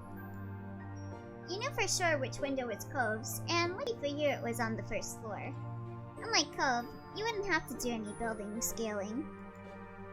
All you need to do now was make it safely over the fence and past the bushes without being caught or injured. Sneaking closer, you glanced over the hedges towards Cove's bedroom window, finding it cracked open. Perfect. You wouldn't have to knock and worry about him not answering. And Twy, and Barn, and Chat, and etc. Mog return. Welcome, Moggy! You have terrible taste in everyone. We are aware of that fact. Oi! Return of King Mog, says the Baxter Simp. Good taste. Elio, brother, bunny. Oh, thank you for the hydrate, Moggy. Elio, you chose to marry the tsundere loser in Wintertown instead of the hip queen in Summertown. Your taste is withered and died. You taste nothing but rot. Shut up! You haven't even met the winter boy.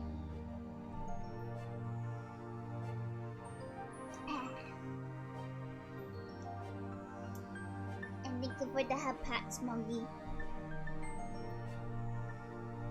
Naoya is a lot of things, but a morally good person is not one of them. Listen, he's had a rough hand dealt to him in his life, okay? He's got like the three like signs on his head. You read out a message from him word for word, and I felt the disgust creeping in. Eh? Yes, so that justifies his behavior. Who needs to crush on good people? Exactly! That doesn't make it good. It's fine. Now you can commit crimes. I almost called him something different, but...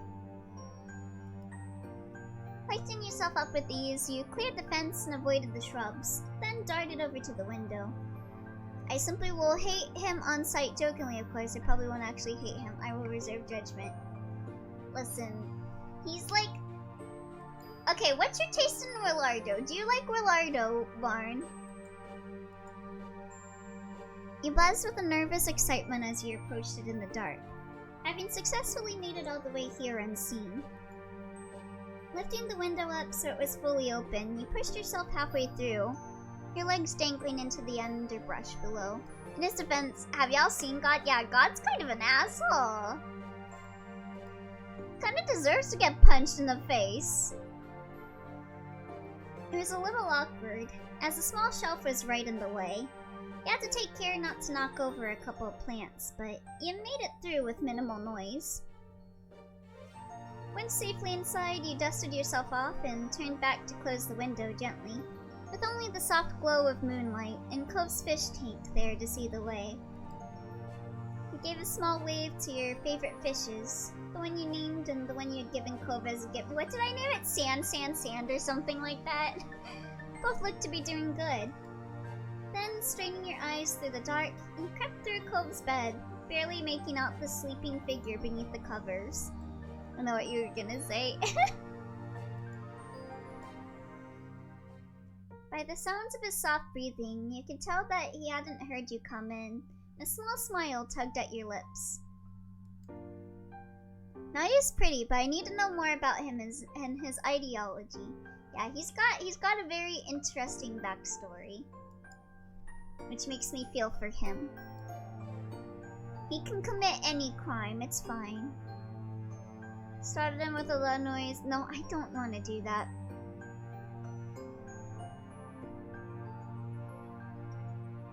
Whisper his name.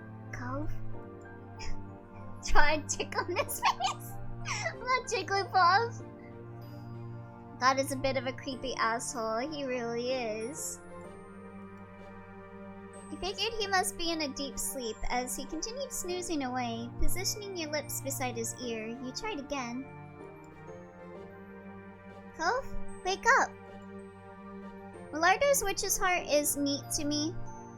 However, he isn't Sunsun, he is simply stoic. He has no enemies. No, I'm just saying it because Nalia and Millardo are very similar. Is all I'm gonna say. You unlocked the special ending where Cove just shoots you with a Remington 870 home defense gun because he thinks you're a home invader. Before your consciousness fades, you hear the words echo out. Keep the change, you filthy animal. Remember Abraham? God was such a bully. Yeah, some of the stories in the Bible make God look like a jerk. This time he sleepily blinked his eyes and mumbled something incoherent beneath his breath. If you fall asleep first, at the unofficial surprise sleepover you get pricked. We watched very different versions of Pokemon. Eh? Eh? Hey, I wanted to come over. Is that alright? Cream is pretty cool when you're hot. Exactly! Nalia, where are you comparing Nalia and Willardo? Or did you mean the Winter Boy and Harvestelle? I was comparing Nalia and Willardo. Yeah. Yeah, Jackie knows because Jackie has seen both Devil Survivor 1 and Witch's Heart, so Jackie knows immediately why I compared the two. He let out a yawn and rolled towards you, waking up just enough to understand the question, but not the full context. A faint smile appeared on his face. That was not the impression I was under. I thought we were talking about Winter Boy and Roletta. Oh no, I was talking about Nalia.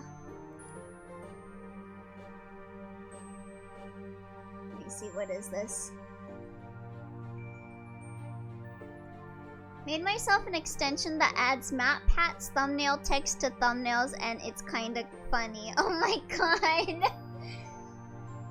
I wanna find that extension. Because Winter Boy is who I was talking about. I had no part in the discussion of Nalia. Well, I think you will like Nalia if you like Willardo, is what I just meant to say. What? Yeah, I want you here.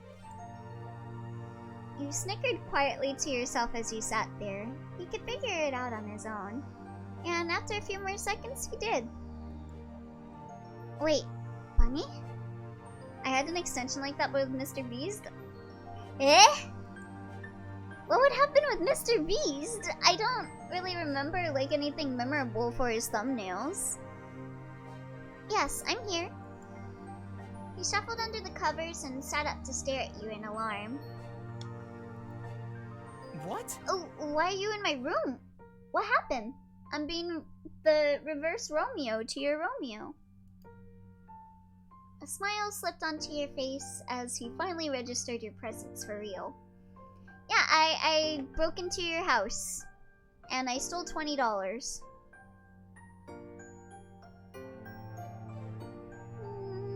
I'll hug him. Leaning forward, you wrapped your arms around Cove, feeling him freeze for a brief moment. As Mr. Beast posing with a big grin in all YouTube thumbnails. Oh my god. When he relaxed and hugged you back softly, you let out a small sigh. Was still that drip, Cove? Oh, the shirt? Yeah, he's got a really good looking shirt. It's okay. It doesn't really matter why you came. It's okay. You held him for a little while longer, letting his hug relax you, until you pulled back and looked at him gently. I should have known you'd do this one of these days. It's only fair. You let out a breath, feeling relieved that he didn't seem bothered by it. In fact, it felt kinda good. You thought maybe this enthusiasm was why Cove did it so often. He pushed himself up fully, swinging his legs over the side of the bed and leaving a spot for you beside him. His hands shook where he held them in his lap. He was nervous. You can stay as long as you want. Okay, I call top bunk. Really?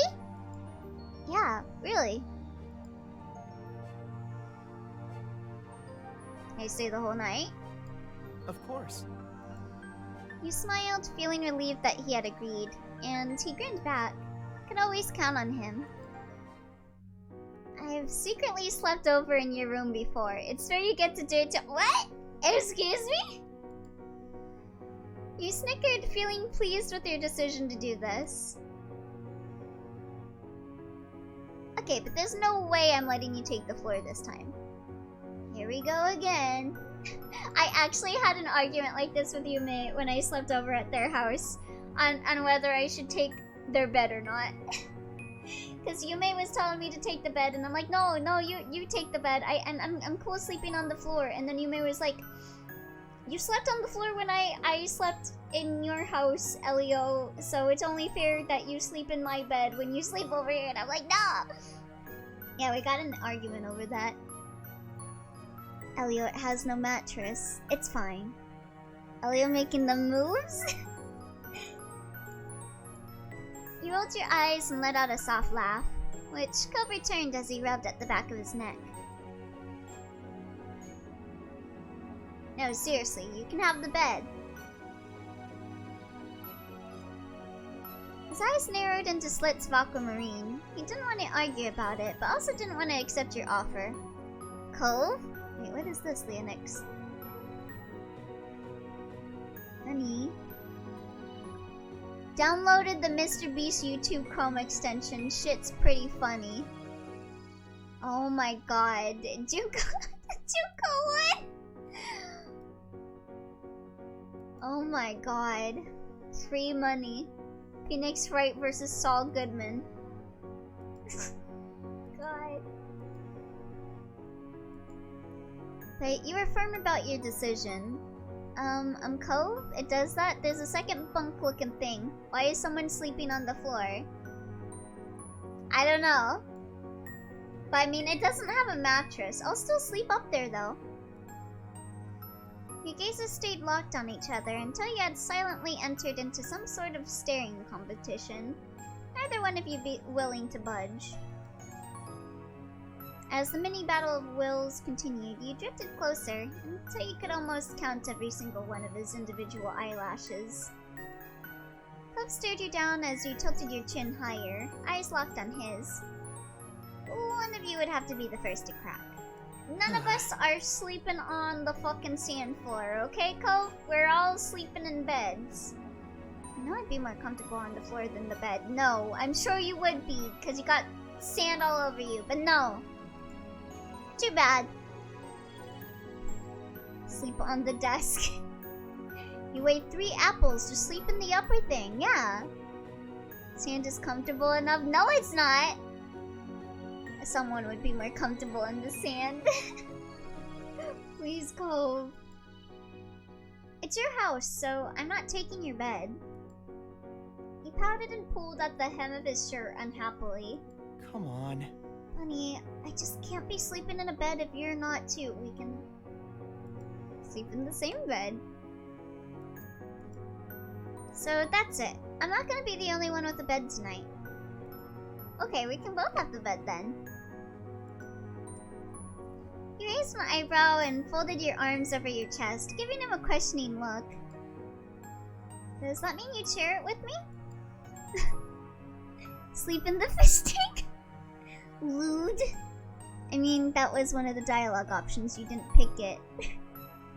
Yes, Elio got the right idea. Yeah, this time we can share. Yeah! Really? You'd actually stay and not leave to be on the floor? He nodded, holding back your delight. You tried not to grin at his sudden boldness. Eventually, your smile broke through, though Cove stayed completely serious, his face set like stone. There, I've made a compromise. If you won't take it, then you'll just have to accept me sleeping on the floor. We'll both have the bed. He swallowed, and despite his resolute shaking, it didn't break. We're gonna share the bed? Elio is the right idea. Happy birthday. Song's birthday was... the 16th, wasn't it? 2 days ago. Unless Song held it early? It's not my birthday. Happy late birthday, Song. Yeah, happy birthday, Song. You could hear the tremble in Cove's voice as he held his hands together to keep them from shaking.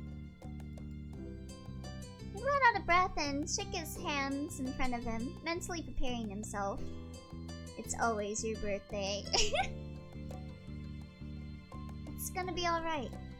His mouth set into a grim line, and he balled his hands into fists at his side, determined.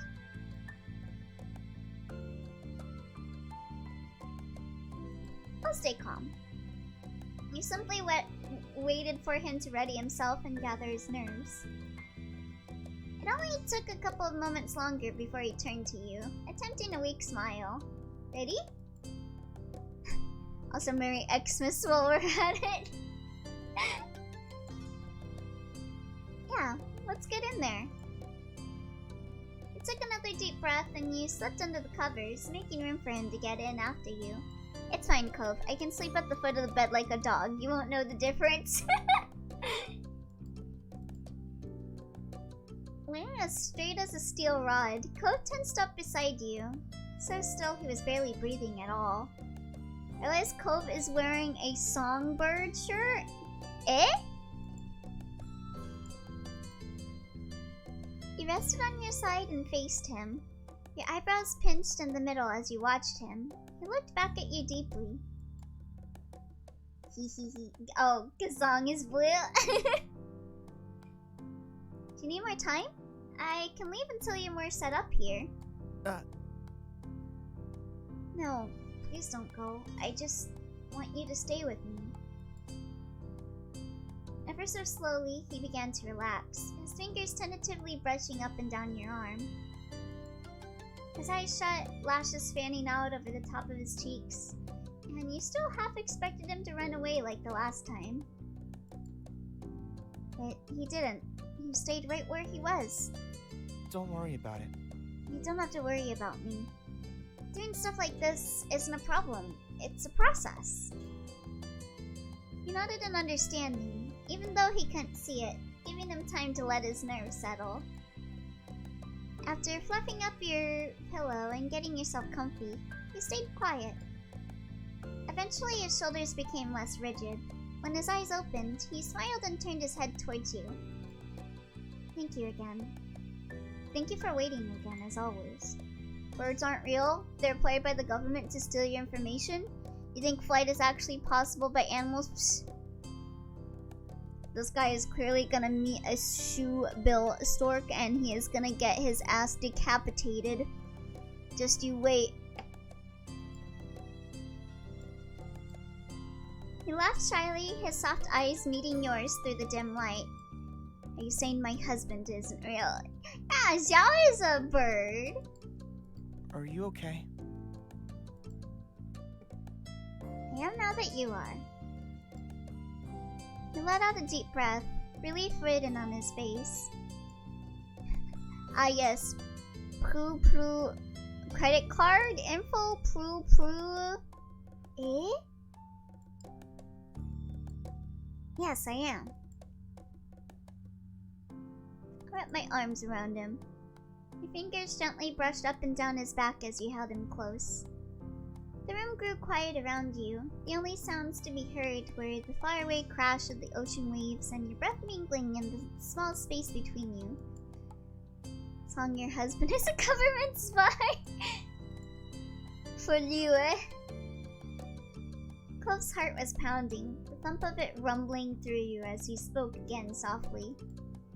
If you sneak into my house and start talking about this stupid bird, I will throw you out of the window once you kidding. That's... You know, I'm not scared of you, right? It's just so many other things that scare me. You're not scared of me? Good to know.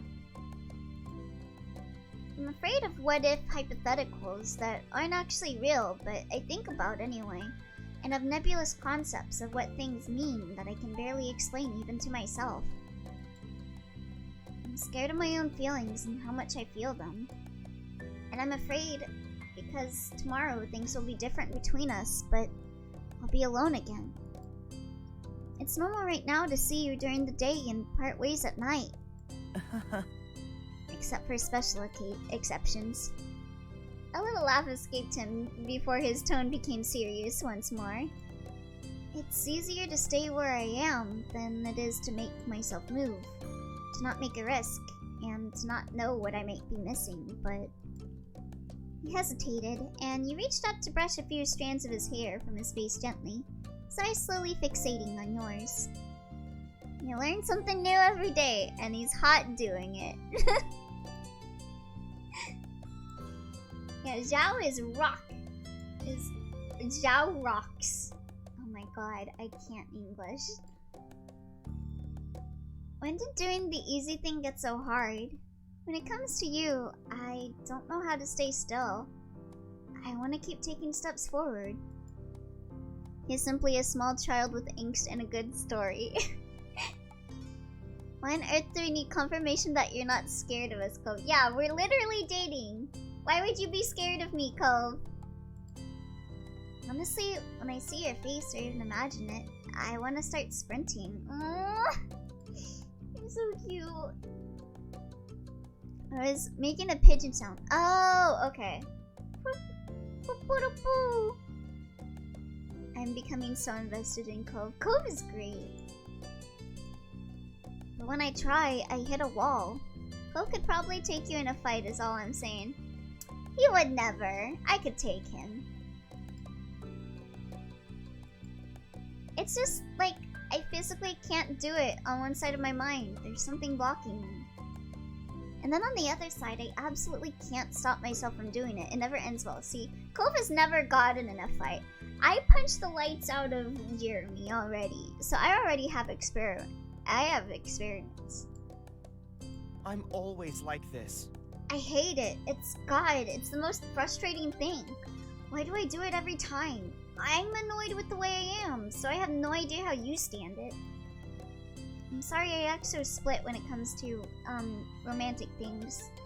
I do not want you to think you're rushing me when I know I'm giving mixed signals. I don't want to miss out on being happy by being like this, but sometimes I still can't help it.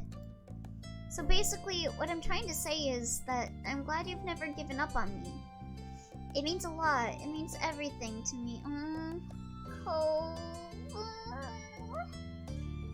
I'm not scared of you. I simply unnerved the number of times the gang has nonchalantly mentioned that they will travel to where I am and will proceed to beat the shit out of me.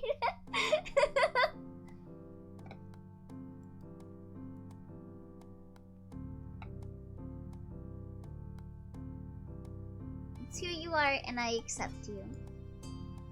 His eyes glossed over a little as he squeezed you closer to him and smiled. His heart rate finally relaxing to a normal rhythm. Oh, Cove, darling, I didn't give up on you because the game never gave me the option to switch up faster. Good night. Cove needs a hug. Good night. cocooned in his warmth, you easily grew comfortable next to him, feeling him ease into you as well. Cove is literally the kid who's crying on the side while everyone else is punching each other. Me while Cove while I beat the shit out of Jeremy. Before long, your eyes were growing heavy, and you drifted off in a restful sleep side by side. Dwarf is spitting facts right now. Oi. The next morning, you were lost in a comfortable dream. Until a loud noise startled you awake and your eyes flew open, wildly searching for the source of the sound. Oh god! Oh no! It was the door opening abruptly, and in the frame stood Mr. Holden, smiling brightly. He hadn't seemed to have noticed you straight away. Oh god! Get your butt out of bed, sport, mom's here! Oh! Uh-oh. All of a sudden, the two of you made eye contact and he froze where he stood, the smile slowly slipping off his face. Do I still have a shirt on? I tend to sleep in my boxers. Uh-oh. Elio staying toxic by simping over Baxter while still remaining in a relationship with Cove and flirting with the other green-haired boy over the— Why is this pinned? Why did you pin this, dwarf? Delete. Unpin. Unpin this message. Unpin. Fuck you. Well, that's not what I usually walk into. I clearly should have knocked this morning. Facts deserve to be seen. Oi. Elio's staying toxic while simping over Baxter while still remaining in a relationship with Cove. Shut up. Kyra 2. Bunny isn't good at this because Cove has the good sense to leave before falling asleep. God.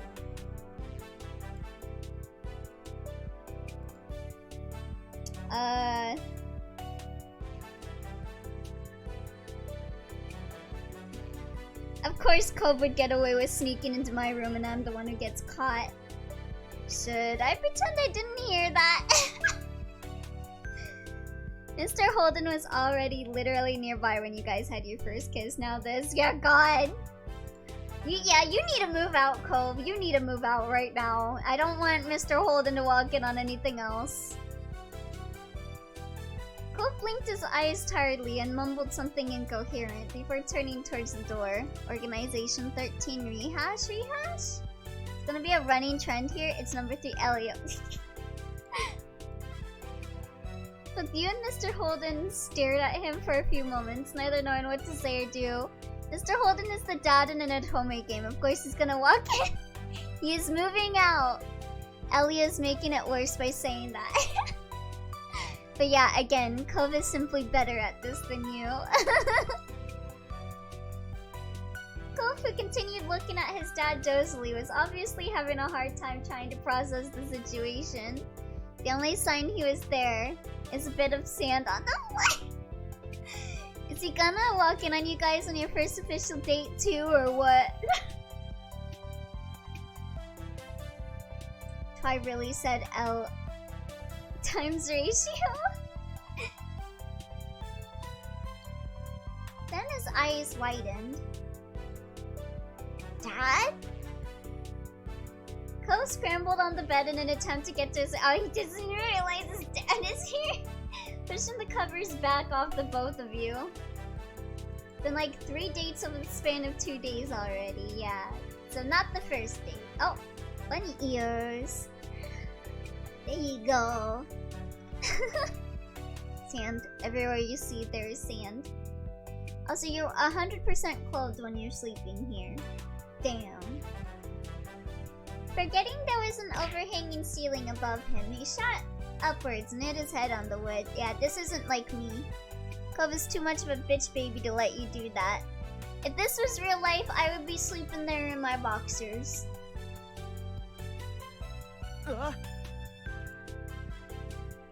Bun. What? Thank you for bonking. Wait, why? Why? Elio. You're lewd. I'm just sleeping in my boxers. He hit his head. No, hold on. What? He flopped back down on his pillow, pressing a hand to his head and groaning loudly. You'd sleep in boxers with someone? Okay, I need to check with Yume to see if I actually slept in my boxers when they were over. I don't think I did. I think I had shorts on. He flopped back down on his pillow, pressing a hand to his head and groaning loudly. It's like 6 feet up. How tall is he? Cove is tall. He sit up 6 feet from a laying position. Cove is Slender Man the Third. He's a freak of nature. He's a sea creature.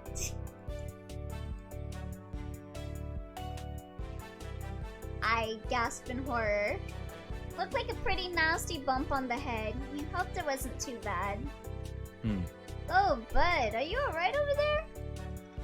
Mr. Holden stepped further into the room, his eyebrows furrowed and concerned, and he bent down towards his son. Yes. Please, just go! Okay, I'll leave. Cliff held his hands in front of him in a calming gesture, even though Cove couldn't see. So of course Elio would like him because he's an eldritch horror.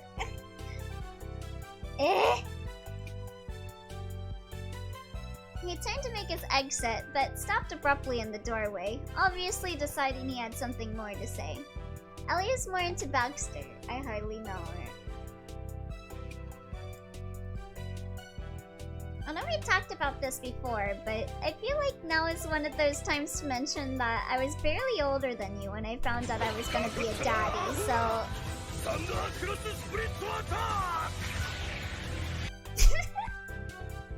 That's why Elio likes you too, Barn.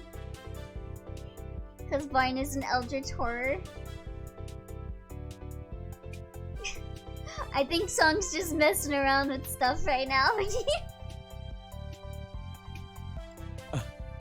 Just if there's anything you need to say or ask about. Oh, he's gonna do the birds and the bees speech with Cove, isn't he? Just remember, wear a condom, Cove. We're not having kids! I know, I was only saying at that age things can move fast, and he let out a heavy sigh, running a hand over his face before stopping himself and saying calmly, not the tot yet. You know what, it's fine. We'll chat about this later. I can give you the condoms I didn't use. Kyra's awaiting. With that, he stepped back out of the room, giving the two of you one last look before pulling the door shut behind him. Cove rubbed at his face before dropping his head into his hands and mumbling between his fingers. Listen, he's not having the talk. He's saying that if he needs help or advice, you guys can both come to him. We stand as a supportive father. Oh my god. That was so awkward. Tell me about it. Brad traumatized his son for traumatizing him. With a heavy sigh, Cove forced himself to sit up again. He found hard staring over at the closed door. I did half a Xan now. I'm pounding on my mans. Excuse me? Sorry. Better him than Ma and Mom. True. They would probably, like, freak out if they saw that happen. I guess we can't just hide in here now. Gave you a sidelong glance, and despite his displeasure at the situation, a small smile quaked his— Wait, why did you guys redeem bonk chat twice? You cover your face, and they were both bottoms. Oi. I'm a visual learner. Please explain. You want her to give you a hands-on lecture? I can give you a hands-on lecture on how to get pounded by a bat. Now bop chat. Why are you bonking me? I'm right. I did it once because chat horny. Thank you, Joy. Don't say it like that. I'm gonna link a picture, and if you laugh and come to conclusions, it's your own fault. What are you going to send me? What is this?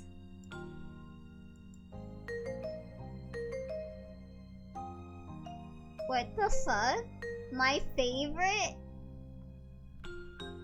What is this? What is this? Why he sniffing on the gas? Oh god, that picture. Why is he sniffing on the gas? I've seen too many threads with that picture. What? Thank you for the hydrate, Muggy. Don't say it like that, please. Bruh, it can be used in a wide variety of situations. What? I have not seen this. Yeah, bye. Yummy, deadly neurotoxin. No more gas sniff, please. It all depends on how you use it. Anyway, I was considering a new nickname. The Sniffer. How do you feel about Bubby? No, you're the Sniffer. Oh wait, you were gonna call me Bubby? Oh, don't call me Sniffer. Bubby is fine.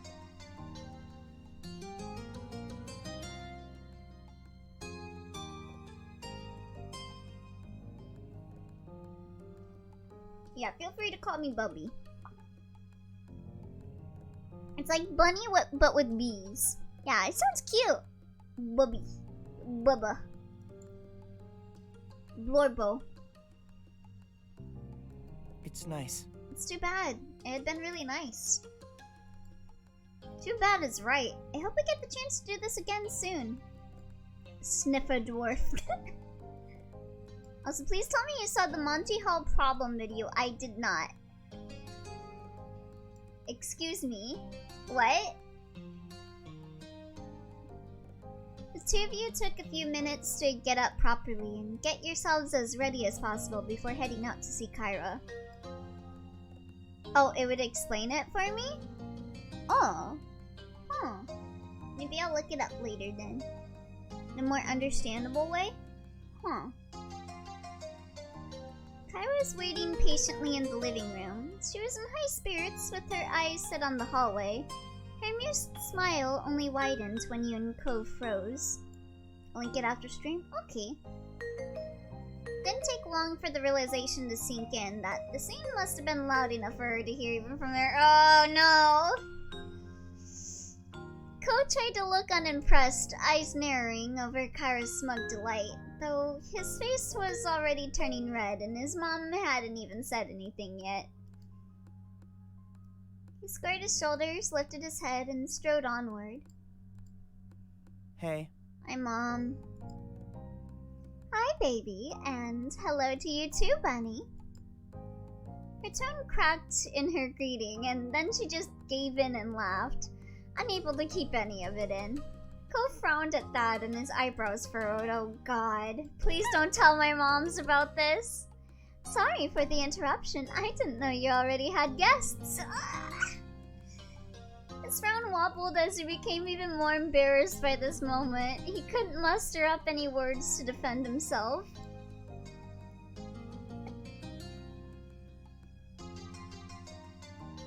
Hi. As Kyra slowly composed herself again, you raised a hand to wave. All you could really do was smile. Cove was still unable to say anything. Other than his teeth biting into the inside of his cheek, he stood there frozen. Kyra studied you both for a moment. Kyra, I can explain. It's all Elio. I'm innocent. I need a hug. You are not innocent. It's alright. It's okay, my little not-so-little mister spreading his wings. I can't complain about that. Yeah, you do need more bonks, Twy. You really do. Please, Mom. Please don't laugh at the gay sex I had last night. She lightly tapped the tip of his nose. That got a tiny smile out of Cove. Despite being much taller than Kyra at this point, he still seemed like a little kid in front of her. You released the air you were holding in your lungs, and then Kyra's gaze locked onto you. I can see why I don't like you sketching. I'll go. He stretched his arms for a moment and yawned, trying to physically shake off what happened. Sounds good. Yeah, Great. let's do it. It was then that you noticed Mr. Holden standing on the other side of the room. You figured he must have been trying to create some space for everyone during that last conversation. You could tell he felt a bit awkward, but he tried smiling reassuringly as he scratched the back of his neck. His attention went to Cove. Bro, you wanna get changed first? Listen, I'm just saying I'd let her gaslight gatekeep girl boss me. Cove looked down at his pajamas for a moment. He shook his head. I don't know what you were talking about, twat. No, we don't have to wait for that. I can see why Automod also catches your messages too, twat. I look over and literally Automod has held a message. Anyone gonna accept that? Are you sure? It's only a trip across the street. Don't worry about it. I'm alright. Besides, Bunny is going in pajamas too. Fair point. The only thing Automod catches are these hands. Don't you puffy cheek in that tone of voice, Bun Bun. Why?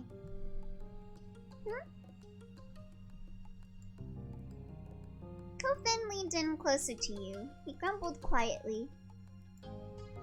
Fuck, my messages really get catched that more often just because sometimes I mention gay sex. Yes.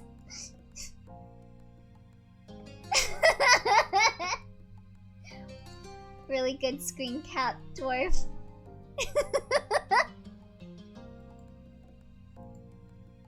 And your moms are gonna figure out what happened anyway, so no!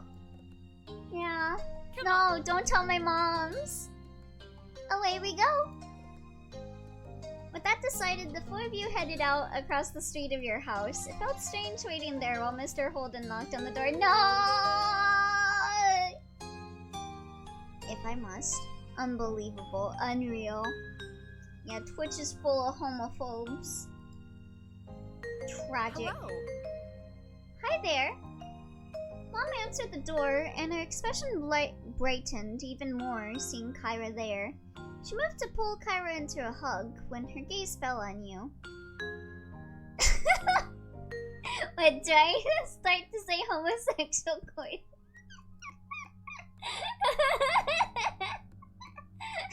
You just won't learn.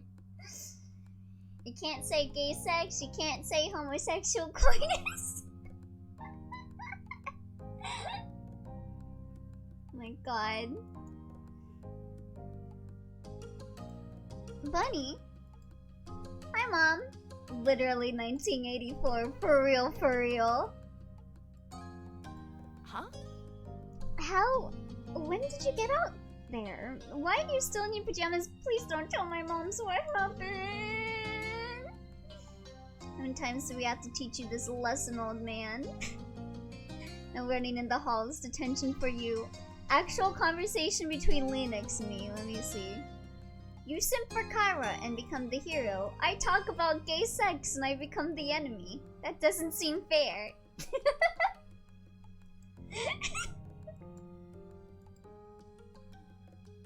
Damn. For real. God damn it, Twitch. Mom's eyebrow raised as she gave you a deep examining stare. Meanwhile, you and Cove shared a slow side glance with each other. Before you could answer, more heads popped into view around the doorway. Ma, Liz, and Lee were all chuckling. To be honest, I always assumed Cove had been the one sneaking around. Yeah, he was. That is true. I will find a workaround. Her eyes sparkled with amusement and you had to look away. You noticed Cove's face was burning red again. I love that we are in the gay sex arc. Finding out how to say gay sex without Twitch getting ya. At least I'm no longer the target of stream elements in Automod. There was a time that was the case. It was a solid theory, Lonnie. Most likely, they've both been breaking and entering. I wouldn't put it past my baby. He takes after his parents. Ayo? Mm-hmm. You're right. I can't believe my bunny has been getting up to all that mischief, too. Mortified, Cove looked like he wanted to disappear, while the adults chuckled and discussed what you and him may or may not have done. Fortunately, they left the conversation there.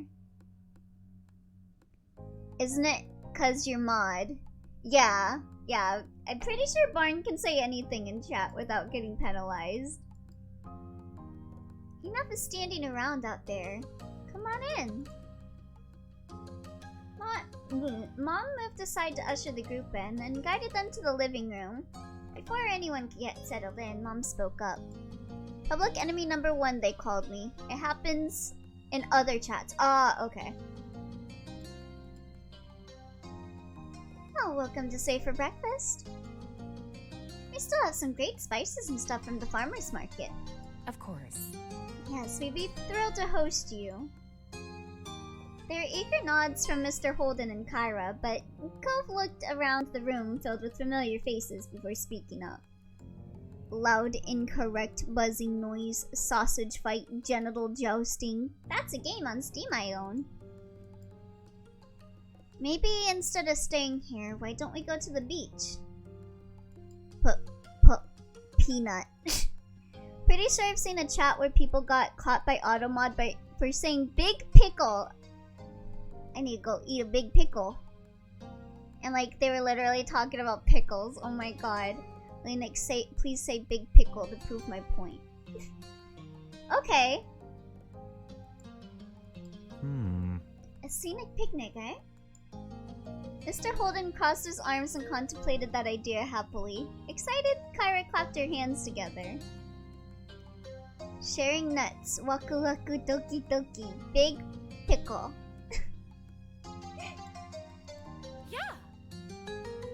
Oh, we could really make a day out of it. Might as well enjoy the ocean while we can. That sounds lovely, Cove. Huh? Elio? I own it too? What did you just say? I said peanuts. Waku waku. Doki doki. Everyone else put in their own agreement with Cove's suggestion. Before long, both families dispersed, getting everything ready. Sandwiches had to be made. Water, sunscreen, towels, and more needed to be gathered and packed. Plus, you and Cove both took some time to get dressed for the day. I guess I went through biggest pickless, holding hands, gayest, sexist, oh shit, that works, oh my god. I owned that game on stream after reading Genital Jousting. Yeah, I have that game. I never played it though. Well, maybe I played like a few minutes of it and I wasn't really into it. But yeah, there's a game called Genital Jousting. It is literally where you play with genitals that joust. What is there to not understand about genital jousting? An hour later, both your family and Cove's were walking down the old path to the beach. The morning was already turning into a bright and beautiful day. You honestly couldn't ask for better weather for a beach trip. It's as simple as that. Dang it, now I can't stop reading Lynn's comic. Expect fan art or art based on this, cause dang it. Yeah, Lynn's webcomic is really good. Rather not Google it for obvious reasons. Why? What's wrong about Googling genital jousting? The moment you laid your eyes on the full view of the ocean, you stopped and stood there mesmerized. It didn't matter that you grew up there. The sight always filled you with wonder. Pretty sure the game is banned on Twitch, really? Bother. I hate it here, it's pretty mid, it gets old very quick. Yeah, I played it for like a few minutes and then I was like, yeah, this ain't my game. Don't feel it. Yeah, very much a mean game. Hey, bunny? Start strong and then limps out after short time. Barn. Yeah, what do you mean really? The banned game list on Twitch has some names. Yeah, it sure does. Oh god. What do you expect from genital jousting? Genitals that joust. The same energy as that one sport anime. Eh? There's one game with a title so hardcore I don't want to look it up because there's no way it could live up to the name. I don't want to ask. Now, how the fuck did we get here? We started with Yumi Nikki and it spiraled into genital jousting.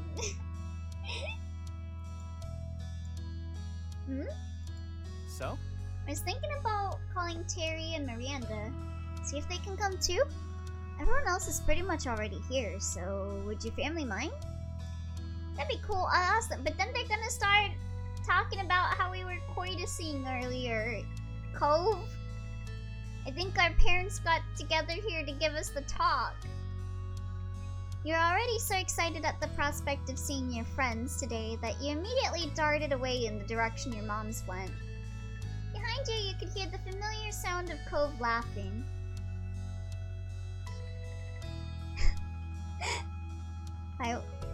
If not being horny, if we're simply discussing the video game, unless there's something you like to tell the rest of the class. I'm a victim of censorship.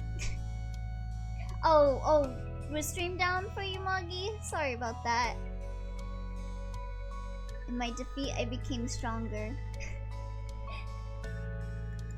Okay, well, I think I'm gonna end here for the day. I thought I could power through and get to step 4, but they're having a party on the beach, so I'm pretty sure I won't get to step 4 within the hour. I can feel like my brain leaking, so I think now is a good time to stop using my conversational skills for the day. But yeah, thank you guys for coming for our life. And let me put some music on for y'all. And then we're gonna do art time.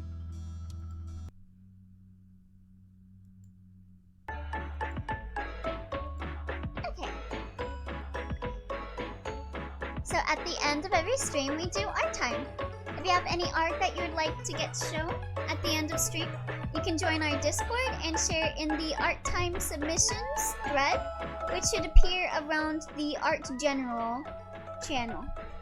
And it can be art, memes, photos, videos, music, as long as it's something you yourself made. And if you want to show up your, what was it? Booking commissions, you can share it as long as you get permission of the person that actually did the commission for you. So yeah, it has to be something you made, or something you can share with permission of whoever made it, and give proper credit to. But yes. Let us look at art time. Oh!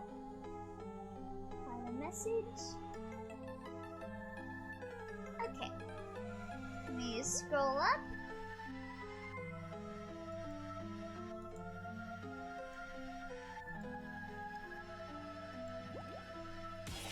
Let me just move it over here. Did you ever show off the art I commissioned Toki for? I don't think I have? No. Okay. So let's look at our first piece of art by Twy. She's just smiling. She is just smiling. She's biting her lip.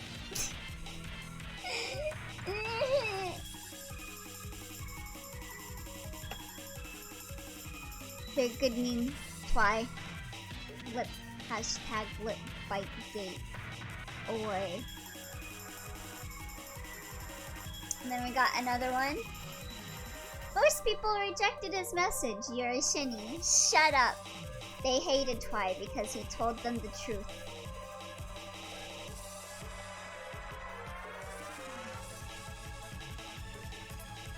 No. I'm glad the name with Bitegate stuck. But, very good meme though. I like how most of the people are covered by sprites of my various forms.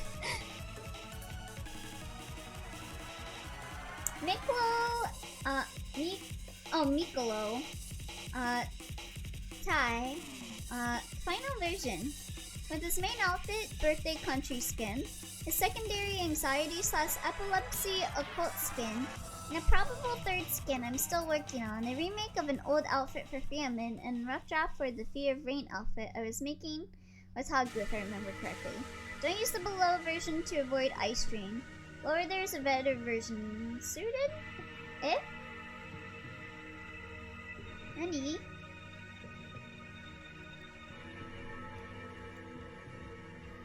Oh, nya nya nya, nya nya nya, nya nya nya nya nya, nya nya, nya nya nya. Oh god, this looks really good. I really like the one on the left with the eyeballs and the crosses and the red hands. Yeah, definitely very Omori. Very Omori core. Oh, it was wider on my phone. Oh, really? I love the one on the left, but also the one in the middle is really cool too. Love the colors. I'd probably wear the one in the middle. If I was able to buy any of these, I would definitely want to buy that one. Oh, and you got your little octopus guy. Hydrophobia idea. Ooh. Oh, is that the one with the thorns around that you showed last time? Always love the squids. Also, the Riz is real. Dang. Have really good stuff. PTSD buddy idea. Ooh. The light bulb. I like how they're all like different. Like, we got like the fire, the light bulb, a water droplet. Pretty cool stuff. Red and Black was inspired by Omori. Also, the fact people believe seizures were caused by demons trying to drag people soul to hell. Oh. Yeah, great stuff. Great stuff, Mello. And then let's see. Rough drafts are below this one? Okay. 2 versions of Sir Uzla. The normal plush version and an 8-bit cube version of Sir Uzla. The third buddy idea is from the work-in-progress PTSD-inspired outfit from Helio. Note, the rain phobia and PTSD outfits were worked on by people suffering from such incidents, and thus were made to make comfort blanket outfits that would not trigger them, but express the thing that was discomforting them. Kinda like Yami Kawaii. Below are references to hydrophobia / fear of rain, forgot the phobia rain name, PTSD outfit, and buddy, as well as my old famine outfit. Oh yeah, I remember, yeah. So I remember this, yeah.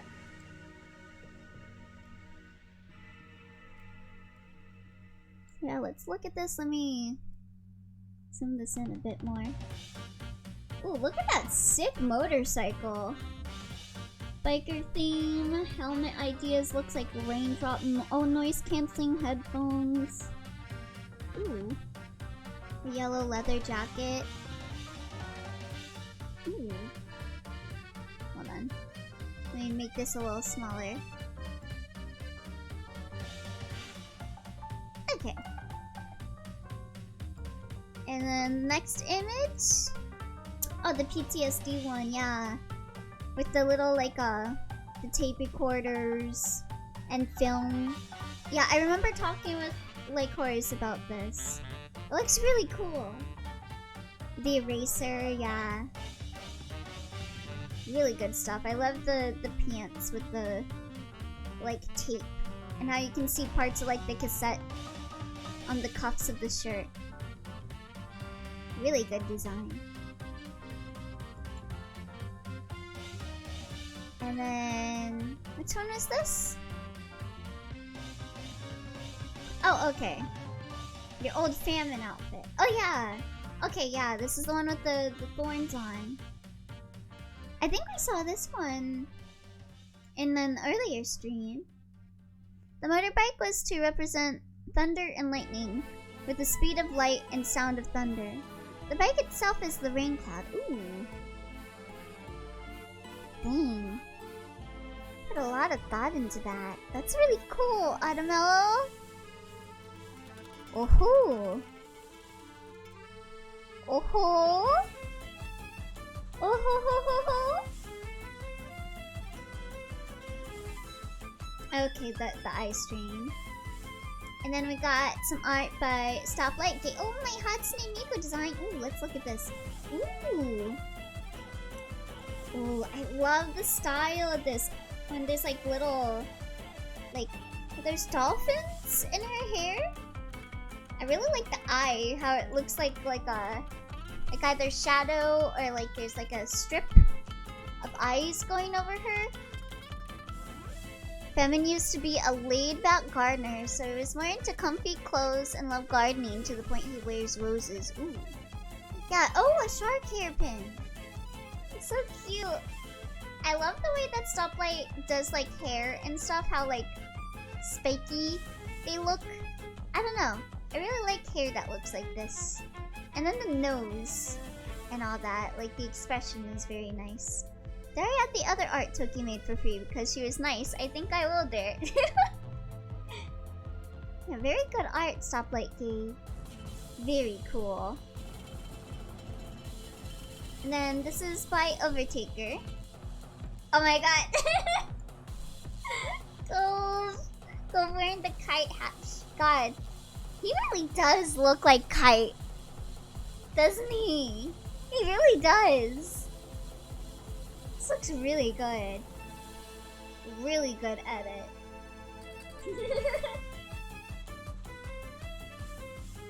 A touch of degen. What did you do? Cove with a gun. Please don't shoot me. Very nice edits, Overtaker. Blessed. Yeah, his hair is like almost the exact same shade. One of these people had the opportunity to commit the funniest murder of all time tonight. Let me see. At least 100 visitors trapped in Agatha Christie's home after single road is blocked. Oh my god. Did this happen recently? Oh my god, I love that. You know, Elio would force him to cosplay Kite on their first time. Oh wait. I didn't have the sprite of your run because it was perfect. Oh my god, I love that. This work in progress of my OC has been sitting around for about a month now. Looks out wistfully. Ooh. Oh, cute! What was their name? Was it Nico?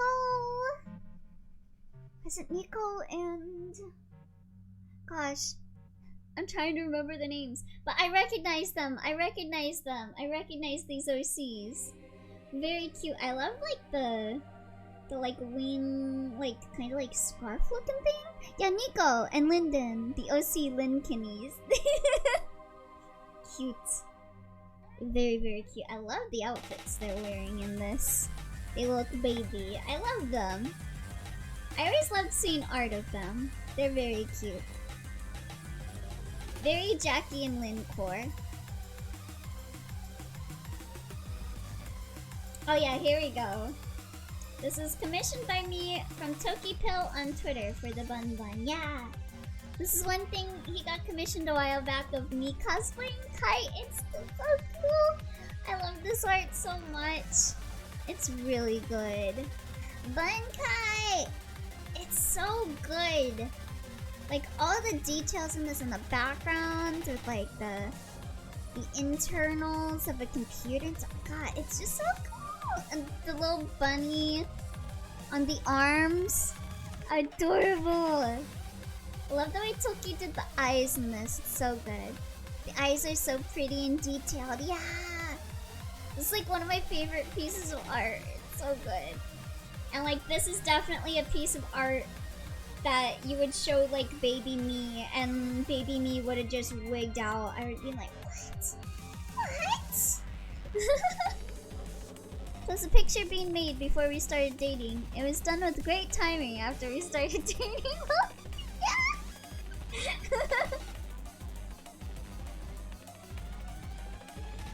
What is this? I wanted to share a really old photograph I took on a trip. Ooh. Ooh, I really like the, what is it called? the like little filters used on this, it makes it look like a painting. Really pretty. I think that was an accident. Ah, looks like a creature of some sort. Yeah, I had a feeling it was a reaction photo. La Creatura. But yeah, this looks really cool. I really love all the rocks and the water. Really nice filter used on it too. Very painterly looking. Yeah, good stuff. Good stuff of Taker. Secondary art Toki made because she's very nice. I think this one was made after we started dating. I edited it to oblivion and it got the nostalgia rest art. Yeah, this was our icon when we started dating. We both had the same icon from this for a bit. Very gay. Homosexual activity. Very cute art. It was really nice that Toki did that. Gay flag? Question mark. Durin or durian? Know the difference. What is this? I don't know. What's this user's name? Since I'm in stream mode, I can't see their username. Can't see their username. They must have recently joined. Or maybe not. Just they've been here since May 2000. What? I'm so confused. Oh, it's Song? Oh, it's Song! We're doxing Song live on stream. Durian. Oh god, durians though. Every time I think of durians, I think of like Jackie and Lynn.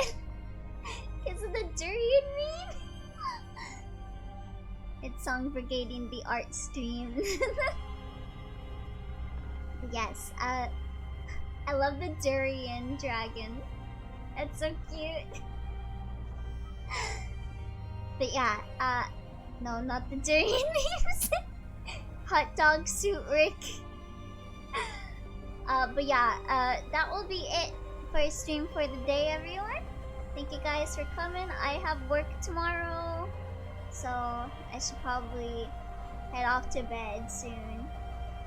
But yeah, I will see you guys later. Good night.